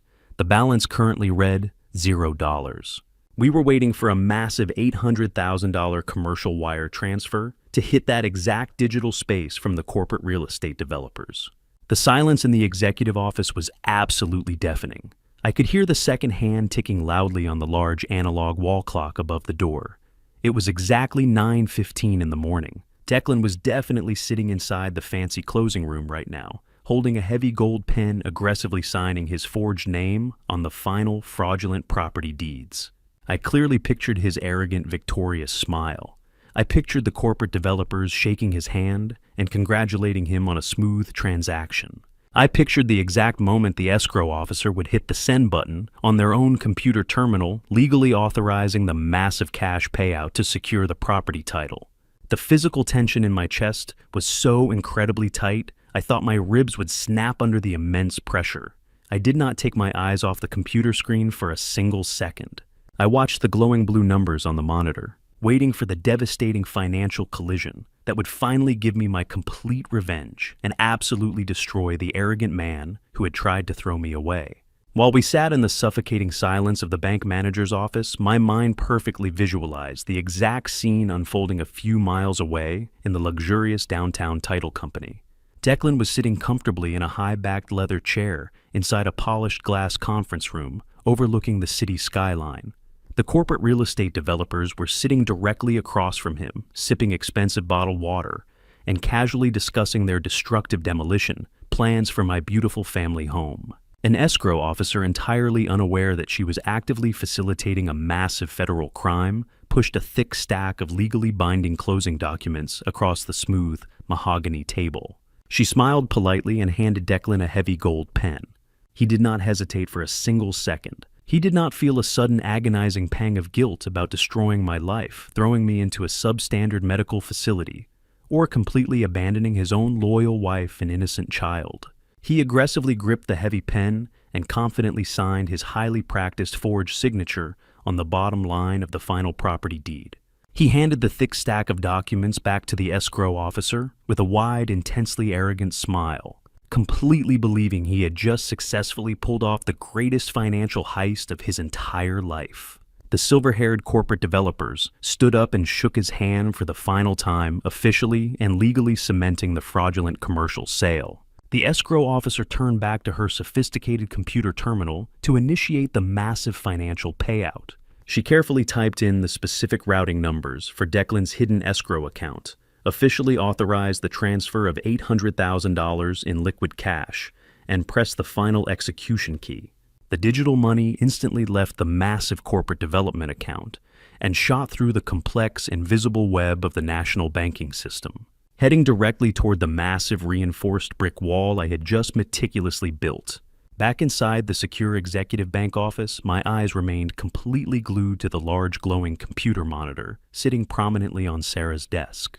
The digital clock on the bottom corner of her screen clicked silently to exactly 9:30 in the morning. Suddenly, the tense quiet room was pierced by a sharp, high-pitched electronic chime that made my heart race.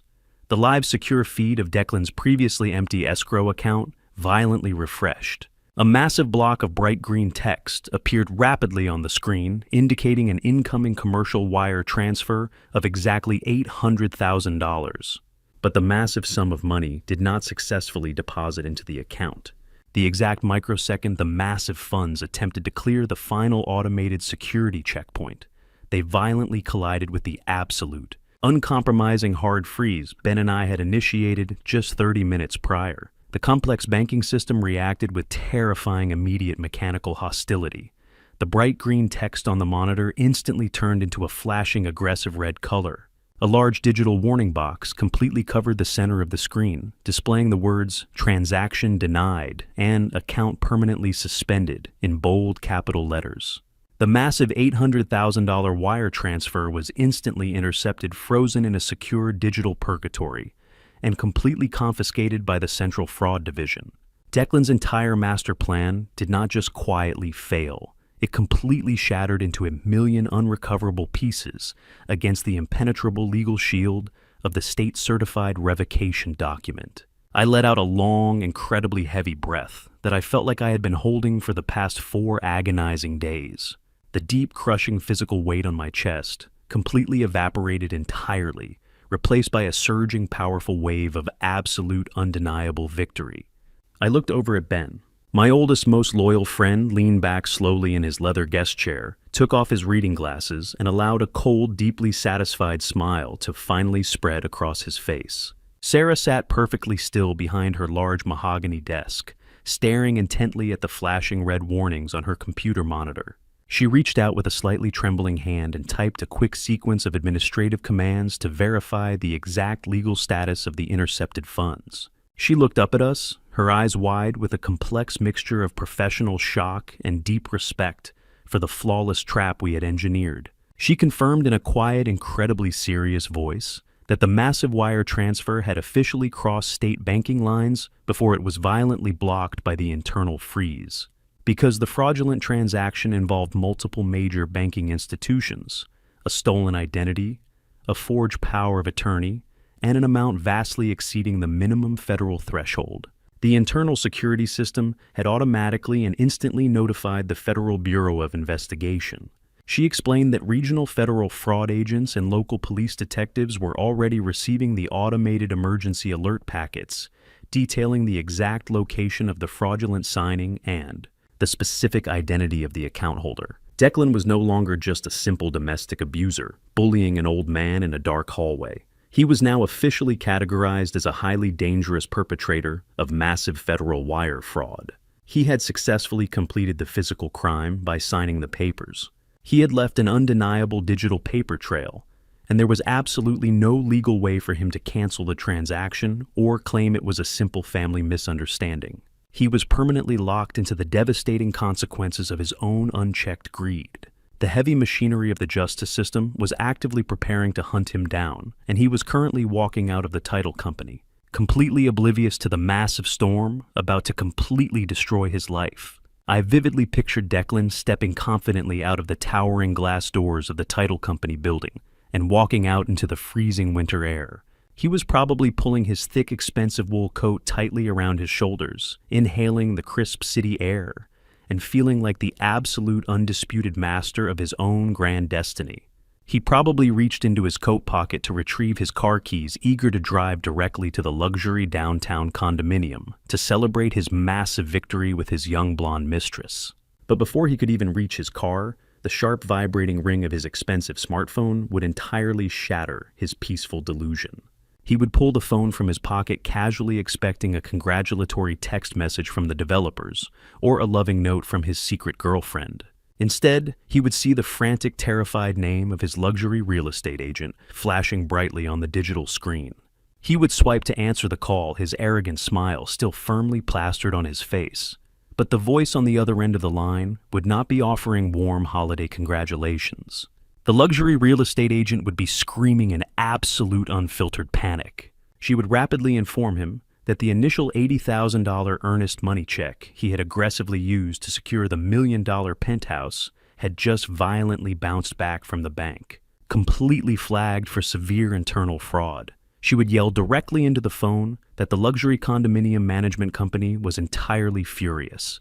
The property was immediately going back on the public market. And most terrifying of all, two uniformed police officers were currently standing in the pristine marble lobby of the building, aggressively asking for his exact whereabouts.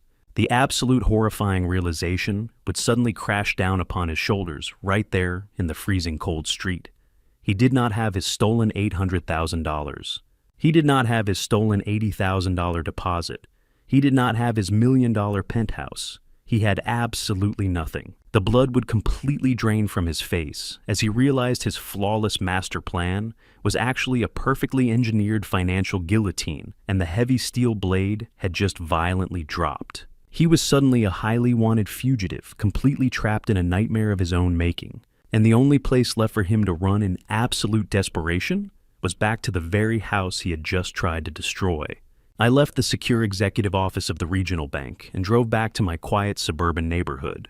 The freezing winter wind continued to howl against the windshield of my car, but the thick, suffocating weight that had rested heavily on my shoulders for the past 4 days was entirely gone. I felt incredibly light, highly focused, and completely ready for the final devastating act of this tragedy.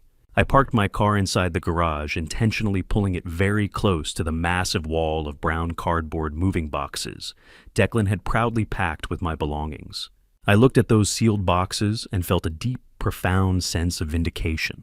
Those boxes were not going to a cheap medical transport van or a low-income nursing facility. They were going to stay right here in my beautiful home, exactly where they belonged. I unlocked the interior garage door and stepped into the warm, familiar hallway of my house.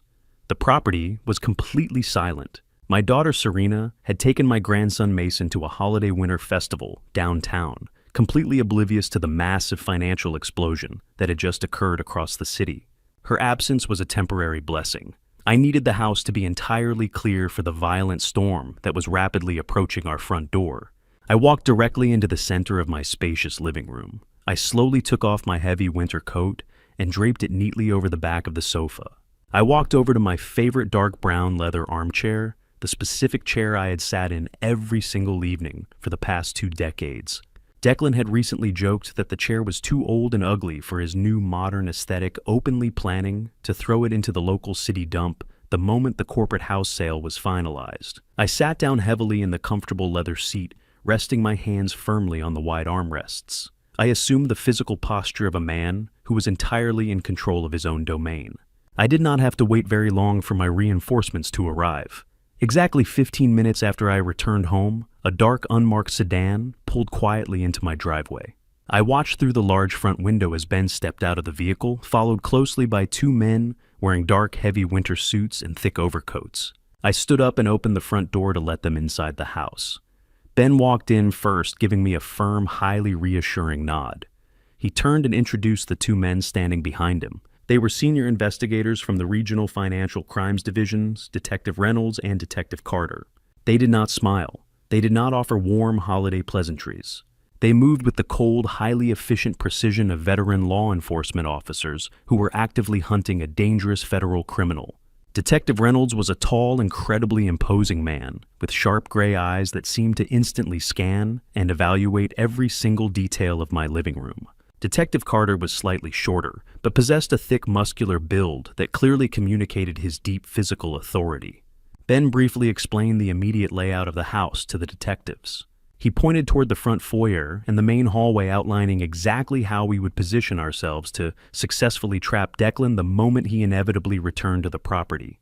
Detective Reynolds instructed me to sit right back down in my leather armchair. He told me to remain completely silent and entirely still when my son-in-law burst through the front door. He wanted Declan to fully incriminate himself, to show his absolute true colors, and to aggressively demonstrate the exact elder abuse he had been secretly inflicting upon me behind closed doors. Ben stood directly to my right side, his arms crossed tightly over his chest, his face set in a look of absolute unyielding legal judgment. The two federal detectives positioned themselves perfectly in the deep shadows near the wide archway of the living room, completely out of direct sight from the main front hallway, but perfectly positioned to instantly block any attempt at a physical escape. We formed a silent, impenetrable wall of absolute justice, and we waited in the quiet house for the desperate criminal to arrive. The suffocating silence of the living room was suddenly broken by the loud, aggressive sound of a car engine roaring down the quiet suburban street. Through the large front window, I watched Declan's vehicle violently jump the curb and skid dangerously across the snow-covered driveway. He slammed on the brakes, throwing the car into park before it had even completely stopped moving. The heavy driver's side door flew open and Declan practically fell out of the vehicle. He did not look like the arrogant, highly confident millionaire who had walked out of my kitchen just a few short hours ago. His expensive tailored winter coat was completely unbuttoned and flapping wildly in the freezing wind. His silver silk tie was violently loosened around his neck. His face was entirely flushed with a dark, terrifying shade of panicked red. He was moving with the frantic, highly reckless energy of a cornered animal, desperately searching for a way to survive. He aggressively stomped up the concrete front steps, completely ignoring the icy patches on the ground. He did not bother reaching into his pocket for his house keys. He simply raised his heavy leather boot and violently kicked the solid oak front door right near the heavy metal handle. The door shuddered under the immense physical impact, but remained securely locked. He kicked it a second time, simultaneously twisting the doorknob with aggressive, panicked force. The heavy deadbolt finally gave way, and the thick oak door crashed loudly against the interior hallway wall. Declan stormed into the front foyer like a completely unhinged madman.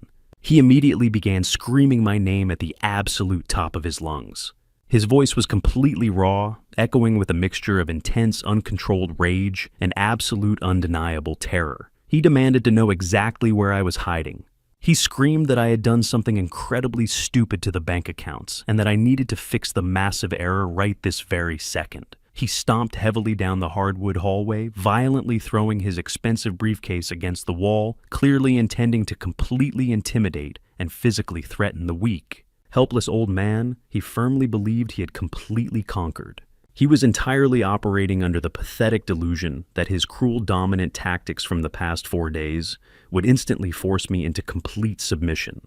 He reached the wide archway of the living room, his hands balled tightly into aggressive fists, his chest heaving heavily with panicked exertion. He took one massive step into the room, his dark eyes frantically searching the space for his victim. The exact moment Declan crossed the threshold into the living room, his aggressive, violent momentum hit a massive, invisible brick wall. He stopped dead in his tracks, his heavy breathing completely caught in his throat. He stared directly at me, sitting calmly and quietly in my dark leather armchair. He fully expected to find me cowering in fear, frantically packing my pathetic brown suitcase, or crying quietly in the corner of the room. Instead, he found me sitting perfectly upright, my hands resting comfortably on the armrests, looking at him with an expression of absolute, terrifying, emotional detachment.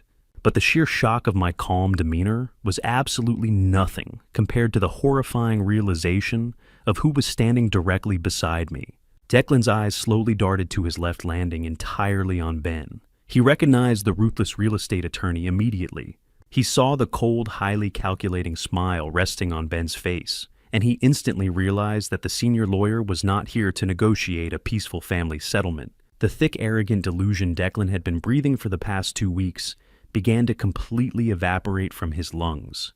Declan took a slow, highly uncertain step backward, instinctively trying to retreat toward the open front door. But before his expensive leather shoe could even touch the hallway floor, Detective Reynolds and Detective Carter stepped smoothly and purposefully out of the deep shadows of the archway. They moved with absolute terrifying synchronicity, instantly cutting off his only physical avenue of escape. Declan rapidly snapped his head toward the two imposing strangers. His eyes immediately locked onto the heavy gold federal badges clipped prominently to the belts of their dark trousers. The absolute unadulterated reality of the massive trap he had walked into completely crushed him in a single devastating second. The aggressive, angry flush entirely drained from his face, leaving his skin a sickly pale shade of absolute white. His broad shoulders completely slumped forward, and his hands began to tremble violently at his sides. The incredibly arrogant millionaire executive, who was eagerly planning to steal my family home and run away with his young blonde mistress, completely vanished instantly, replaced by a terrified, pathetic amateur criminal who suddenly realized that he was about to lose absolutely everything. Declan swallowed hard, his Adam's apple bobbing frantically in his throat. He desperately tried to forcefully pivot his behavior, attempting to construct a brand new lie to save himself from the inescapable disaster. He forced a weak, incredibly shaky smile onto his pale face. He looked directly at the two federal detectives and stammered wildly, raising his trembling hands in a pathetic gesture of completely fake surrender. He forced out a laugh that sounded like dry, broken glass. He nervously told the detectives that there must be a massive, terrible misunderstanding at the downtown bank today. He claimed that he was just trying to finalize a simple, completely legal real estate transaction to help his aging, confused father-in-law manage his complicated retirement assets. He looked directly at me, his dark eyes silently begging me to play along with his desperate, pathetic charade. He called me Dad, heavily emphasizing the fake family connection, and asked me to please tell the nice officers that everything was completely fine and that we were just handling a private family matter. The sheer breathtaking audacity of his lie was genuinely incredible to witness. He was actively attempting to manipulate the situation, fully believing his smooth corporate charm could easily confuse two veteran federal investigators. Detective Reynolds did not smile. He did not laugh at the pathetic attempt at manipulation. He simply took a slow, highly deliberate step directly toward my son-in-law, his gray eyes completely devoid of any warmth or patience. Detective Reynolds looked Declan right in the eyes and stated in a deep, commanding voice that they were not there to discuss a simple banking error. He informed Declan that they were actively investigating a highly coordinated, massive instance of federal wire fraud, aggravated elder exploitation, and the intentional use of heavily forged legal documents across state lines. The detective's words hit Declan like repeated physical blows to the chest. He physically staggered backward, his expensive leather shoes scraping loudly against the hardwood floor. He realized in that exact terrifying moment that the police already knew everything. They knew about the fake power of attorney. They knew about the stolen $80,000 deposit. They knew about the $800,000 commercial wire transfer. The trap was absolutely flawless. The steel jaws had violently snapped shut, and I sat entirely silent in my armchair, peacefully watching the arrogant monster completely suffocate under the crushing weight of his own absolute destruction. Detective Reynolds did not waste a single breath on polite introductions or calm negotiations. He stepped directly into the center of my living room, completely invading Declan's personal space with his massive frame.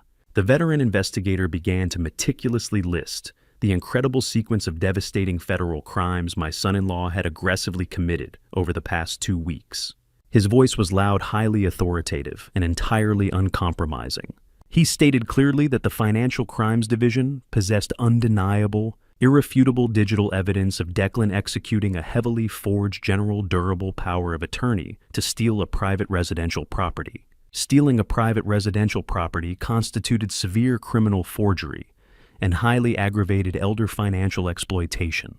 Declan physically shrank back with every single word, his brand new expensive tailored suit suddenly looking completely ridiculous and entirely out of place on his violently trembling frame. Detective Carter then stepped forward, standing shoulder to shoulder with his partner, and delivered the absolute final crushing legal blow. He looked Declan up and down with an expression of pure, unadulterated professional disgust. Carter formally announced that because Declan had actively used a federally insured banking institution to electronically transfer $800,000 in stolen cash across state lines, the underlying crime was now officially classified as massive federal wire fraud. He made absolutely sure to heavily emphasize the terrifying reality that federal financial crimes carry extremely strict, mandatory minimum sentencing guidelines. He looked Declan right in the terrified eyes and promised him that he was currently looking at a mandatory minimum of 10 to 15 years entirely locked inside a maximum security federal penitentiary. Declan began to shake so violently that I could actually hear his expensive leather shoes squeaking against the hardwood floor. He gasped loudly for air, his chest heaving rapidly as a full-blown, completely uncontrolled panic attack entirely consumed his physical body. He desperately looked back and forth between Ben, the two massive federal detectives, and me, his eyes wide and silently begging for a miraculous lifeline that absolutely did not exist. Right at that exact highly terrifying moment, the heavy wooden back door of the kitchen violently swung open. My daughter Serena walked into the house completely oblivious to the massive life-altering storm currently raging inside the living room. I had explicitly asked my neighbor to briefly watch my young grandson Mason at the local winter festival, so Serena could quickly run home to grab his forgotten heavy winter gloves. She walked down the hardwood hallway humming a very cheerful holiday song, holding her car keys casually in her right hand. She stepped through the wide living room archway and froze completely solid in her tracks. She saw the two towering, unfamiliar men wearing heavy dark winter coats and displaying gold federal badges on their belts. She saw her husband pale, violently trembling, and entirely backed into a tight corner like a terrified trapped rat. She looked at me, sitting entirely calm and completely silent in my dark leather armchair, and pure unfiltered confusion immediately washed over her tired face. She took a slow, highly uncertain step toward Declan, instinctively wanting to comfort the man she genuinely believed loved and protected her. But the exact second Declan saw his wife enter the room, his fundamental deep-rooted core cowardice completely took over his entire personality. He did not try to protect her from the horrific situation. He did not try to shield her from the massive legal and emotional fallout about to destroy their lives. He instantly raised his shaking right hand, pointed his index finger directly at Serena, and aggressively threw her right to the hungry federal wolves. He screamed at the absolute top of his lungs that the entire fraudulent real estate scheme was completely her idea from the very beginning.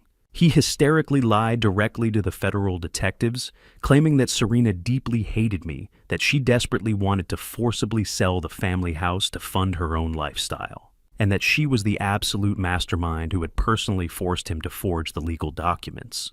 He shouted wildly that she had constantly begged him to steal my retirement money so they could save their failing marriage and that he was simply following her strict demands. Serena dropped her car keys in absolute shock.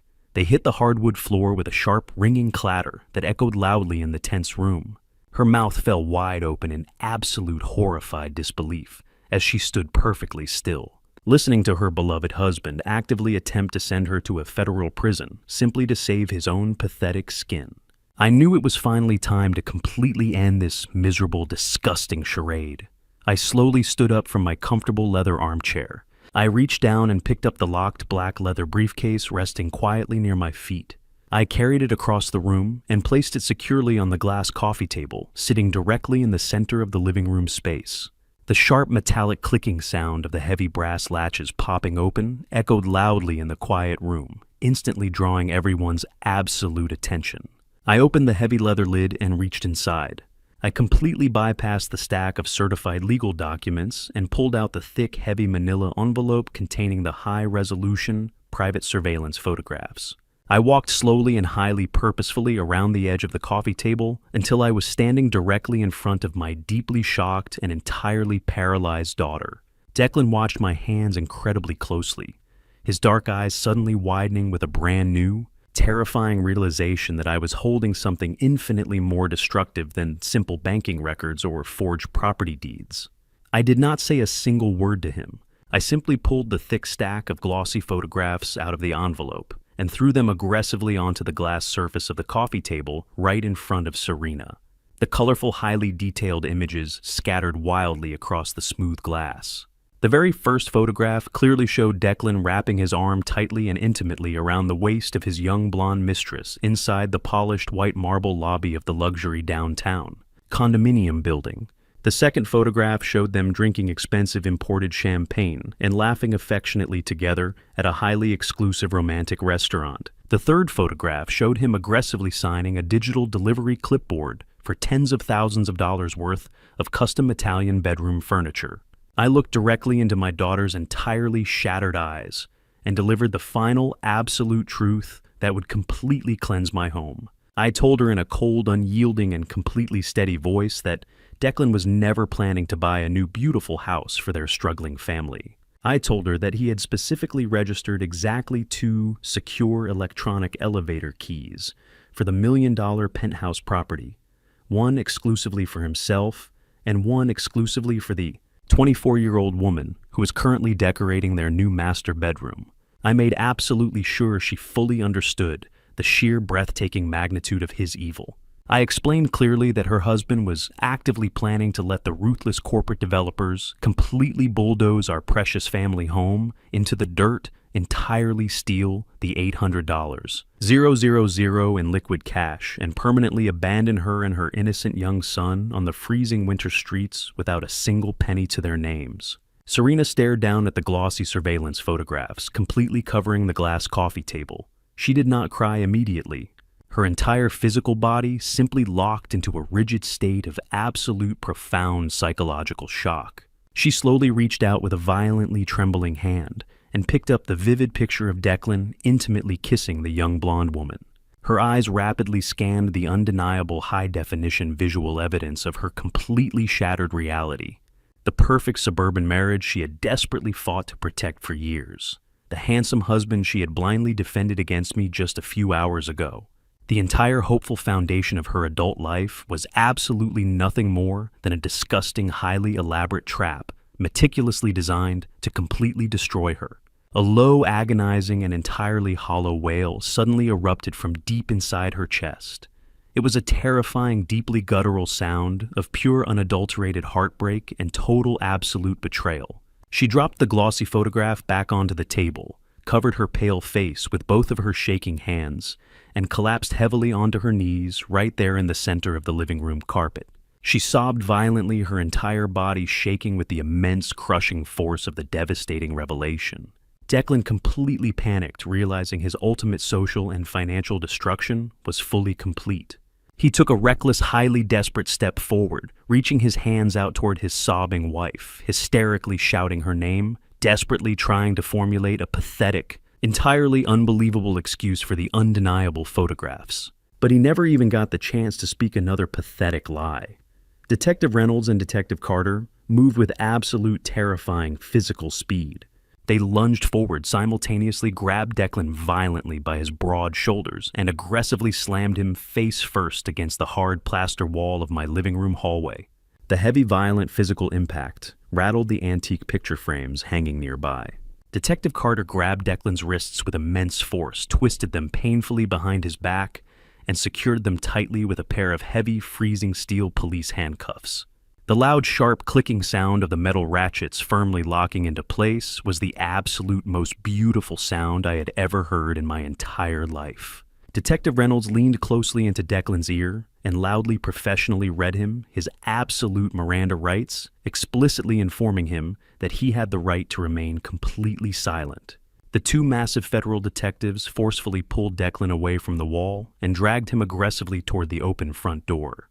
Declan kicked his legs wildly, screaming in absolute panic, begging me to immediately call the bank manager, begging Serena to please look at him one last time, completely melting down into a pathetic weeping puddle of absolute terror. They hauled him forcefully out the front door, marched him roughly down the snowy concrete front steps, and shoved him violently into the back seat of their dark, unmarked police sedan. I stood quietly in my living room, looking out the front window, and watched the official vehicle drive away down the freezing street, taking the absolute worst mistake of my family's entire life entirely out of our world forever. The heavy oak front door remained wide open for several long minutes after the unmarked police vehicle disappeared entirely down the snow-covered street. I stood there silently, feeling the freezing winter wind blow aggressively through the hallway, letting the crisp air physically cleanse the toxic, heavy atmosphere that had suffocated my home for years. Ben stood quietly beside me, placed a strong, reassuring hand on my right shoulder, and told me he would personally handle all the necessary legal follow-up with the federal prosecutors. He gathered his heavy leather briefcase, gave me one final nod of deep, profound respect, and walked out to his car, leaving me completely alone with my daughter. I slowly pushed the front door closed, locked the heavy brass deadbolt with a satisfying click, and turned around to face the living room. Serena was still sitting on the hardwood floor exactly where she had collapsed. The glossy surveillance photographs of her husband and his young blonde mistress were still scattered wildly across the glass coffee table, serving as a permanent, undeniable testament to her completely shattered reality. She slowly raised her head and looked directly at me. Her face was entirely streaked with dark ruined makeup, and her eyes were completely red from crying. She looked exactly like a frightened, lost little girl, desperately searching for the warm, protective father she had completely taken for granted her entire adult life. She pushed herself up from the floor, her hands trembling violently, and took a slow, highly unsteady step toward me. She began to speak, her voice cracking with heavy, breathless sobs. She apologized profusely, repeating the empty words over and over again like a broken record. She swore to me that she never truly understood the massive, terrifying extent of Declan's evil plan. She begged me to forgive her for being so incredibly blind, for completely ignoring my feelings, and for allowing her husband to treat me so poorly in my own home. She reached out her shaking hands, desperately wanting me to step forward and pull her into a tight, comforting embrace. She cried heavily and told me that she had absolutely nowhere else to go. She pleaded with me to let her and my young grandson Mason stay in the house, promising that things would be completely different now that the monster was finally gone. She painted a pathetic, desperate picture of a fresh start, heavily hoping I would simply slip back into my old, comfortable role as her unconditional financial and emotional safety net. I looked at my daughter standing there in the hallway, begging for my protection, and I felt absolutely nothing. The deep, warm well of unconditional fatherly love that I had freely given her for 34 years was completely dry. I did not step forward to hug her. I did not offer her a warm tissue to dry her tears. I kept my physical distance, crossing my arms firmly over my chest, and looked at her with the exact same cold, analytical detachment I would use to inspect an irreparably damaged piece of machinery. I spoke to her in a quiet, steady, and entirely uncompromising voice. I told her that I did not believe her apologies for a single second. I reminded her of the brutal, undeniable reality that she had stood right next to me in my warm kitchen just yesterday morning and actively begged me to surrender my entire life savings and my personal dignity simply to save her. Toxic marriage. I made it absolutely clear that her tears right now were not tears of genuine remorse for the horrific pain she had intentionally caused me. They were simply tears of profound panic because her perfect suburban illusion had violently collapsed, and her endless source of free money had completely vanished. She had actively chosen to stand by a cruel, arrogant predator while he plotted to throw me onto the freezing winter streets. And she only changed her tune when she discovered she was also on the final menu. I looked her directly in the eyes and told her that she was no longer welcome to live under my roof. The absolute shock on her face was almost instantaneous. She gasped loudly, her hands flying up to cover her mouth in sheer, unadulterated disbelief. She truly thought my anger was entirely directed at Declan, and that she would easily escape the massive consequences of her own terrible complicity. I shattered that final delusion completely. I told her that she had exactly 30 days to pack every single piece of her clothing, gather all of her personal belongings, and permanently vacate my property. I explicitly stated that if she was not completely moved out by the end of January, I would have Ben file formal legal eviction papers and have the local county sheriff physically remove her from the premises. Serena fell back against the wall, sliding down, until she was sitting on the hardwood floor, again weeping loudly into her hands. I did not feel a single ounce of guilt. She was a grown woman who had made a conscious, terrible choice to betray her own father, and it was entirely time for her to face the harsh, unforgiving reality of the real world without my constant enabling protection. I realized in that moment that true family is not defined by shared blood. It is defined by mutual respect, genuine loyalty, and a love that never turns into abuse. While she continued to cry on the hallway floor, I addressed the only remaining piece of this tragic situation that actually mattered to my heart. I spoke loudly over her heavy sobs, forcing her to listen to the final terms of our brand new reality. I told her that I had already made permanent ironclad financial arrangements for my young grandson. I explained that the $80,000 in life insurance money from my late wife, The exact money Declan had arrogantly tried to steal for his luxury downtown penthouse deposit was now entirely safe and heavily protected. Ben had meticulously drafted a highly secure, impenetrable legal trust fund exclusively in Mason's name. I made it absolutely and painfully clear to Serena that she would never have legal access to a single penny of that money. She could never borrow against it. She could never manage it, and she could absolutely never use it to pay off the massive mountain of credit card debt her criminal husband had left behind. The trust was entirely locked down by an independent corporate executive and could only be accessed by Mason himself when he officially turned 25 years old to pay for his college education or to purchase his first home. I told Serena that I loved my grandson deeply, and I would always ensure his future was completely secure, but I would absolutely not allow her to use him as a convenient pawn to extract any more resources from my life. I finished my statement, turned my back on her weeping form, and walked slowly up the carpeted stairs to my master bedroom. I closed the heavy wooden door firmly behind me, finally shutting out the exhausting, pathetic sounds of her emotional breakdown. The massive war was officially over, and I had successfully defended everything that truly belonged to me. Fast forward exactly 30 days later. It was a bright, incredibly crisp morning in early February. The sun was shining beautifully through the large living room windows, reflecting brightly off the clean hardwood floors. The massive stacks of brown cardboard moving boxes that Declan had so arrogantly packed in the garage were completely gone. Serena had quietly hired a cheap moving truck and left the house 2 days before the final legal deadline. She had taken her son, her clothes, and her entirely shattered pride to a small, cramped apartment on the other side of the city.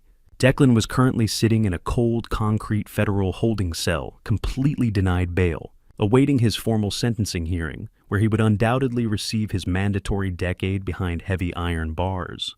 The heavy, toxic, and deeply parasitic presence that had heavily infected my home for 4 long years was finally completely eradicated.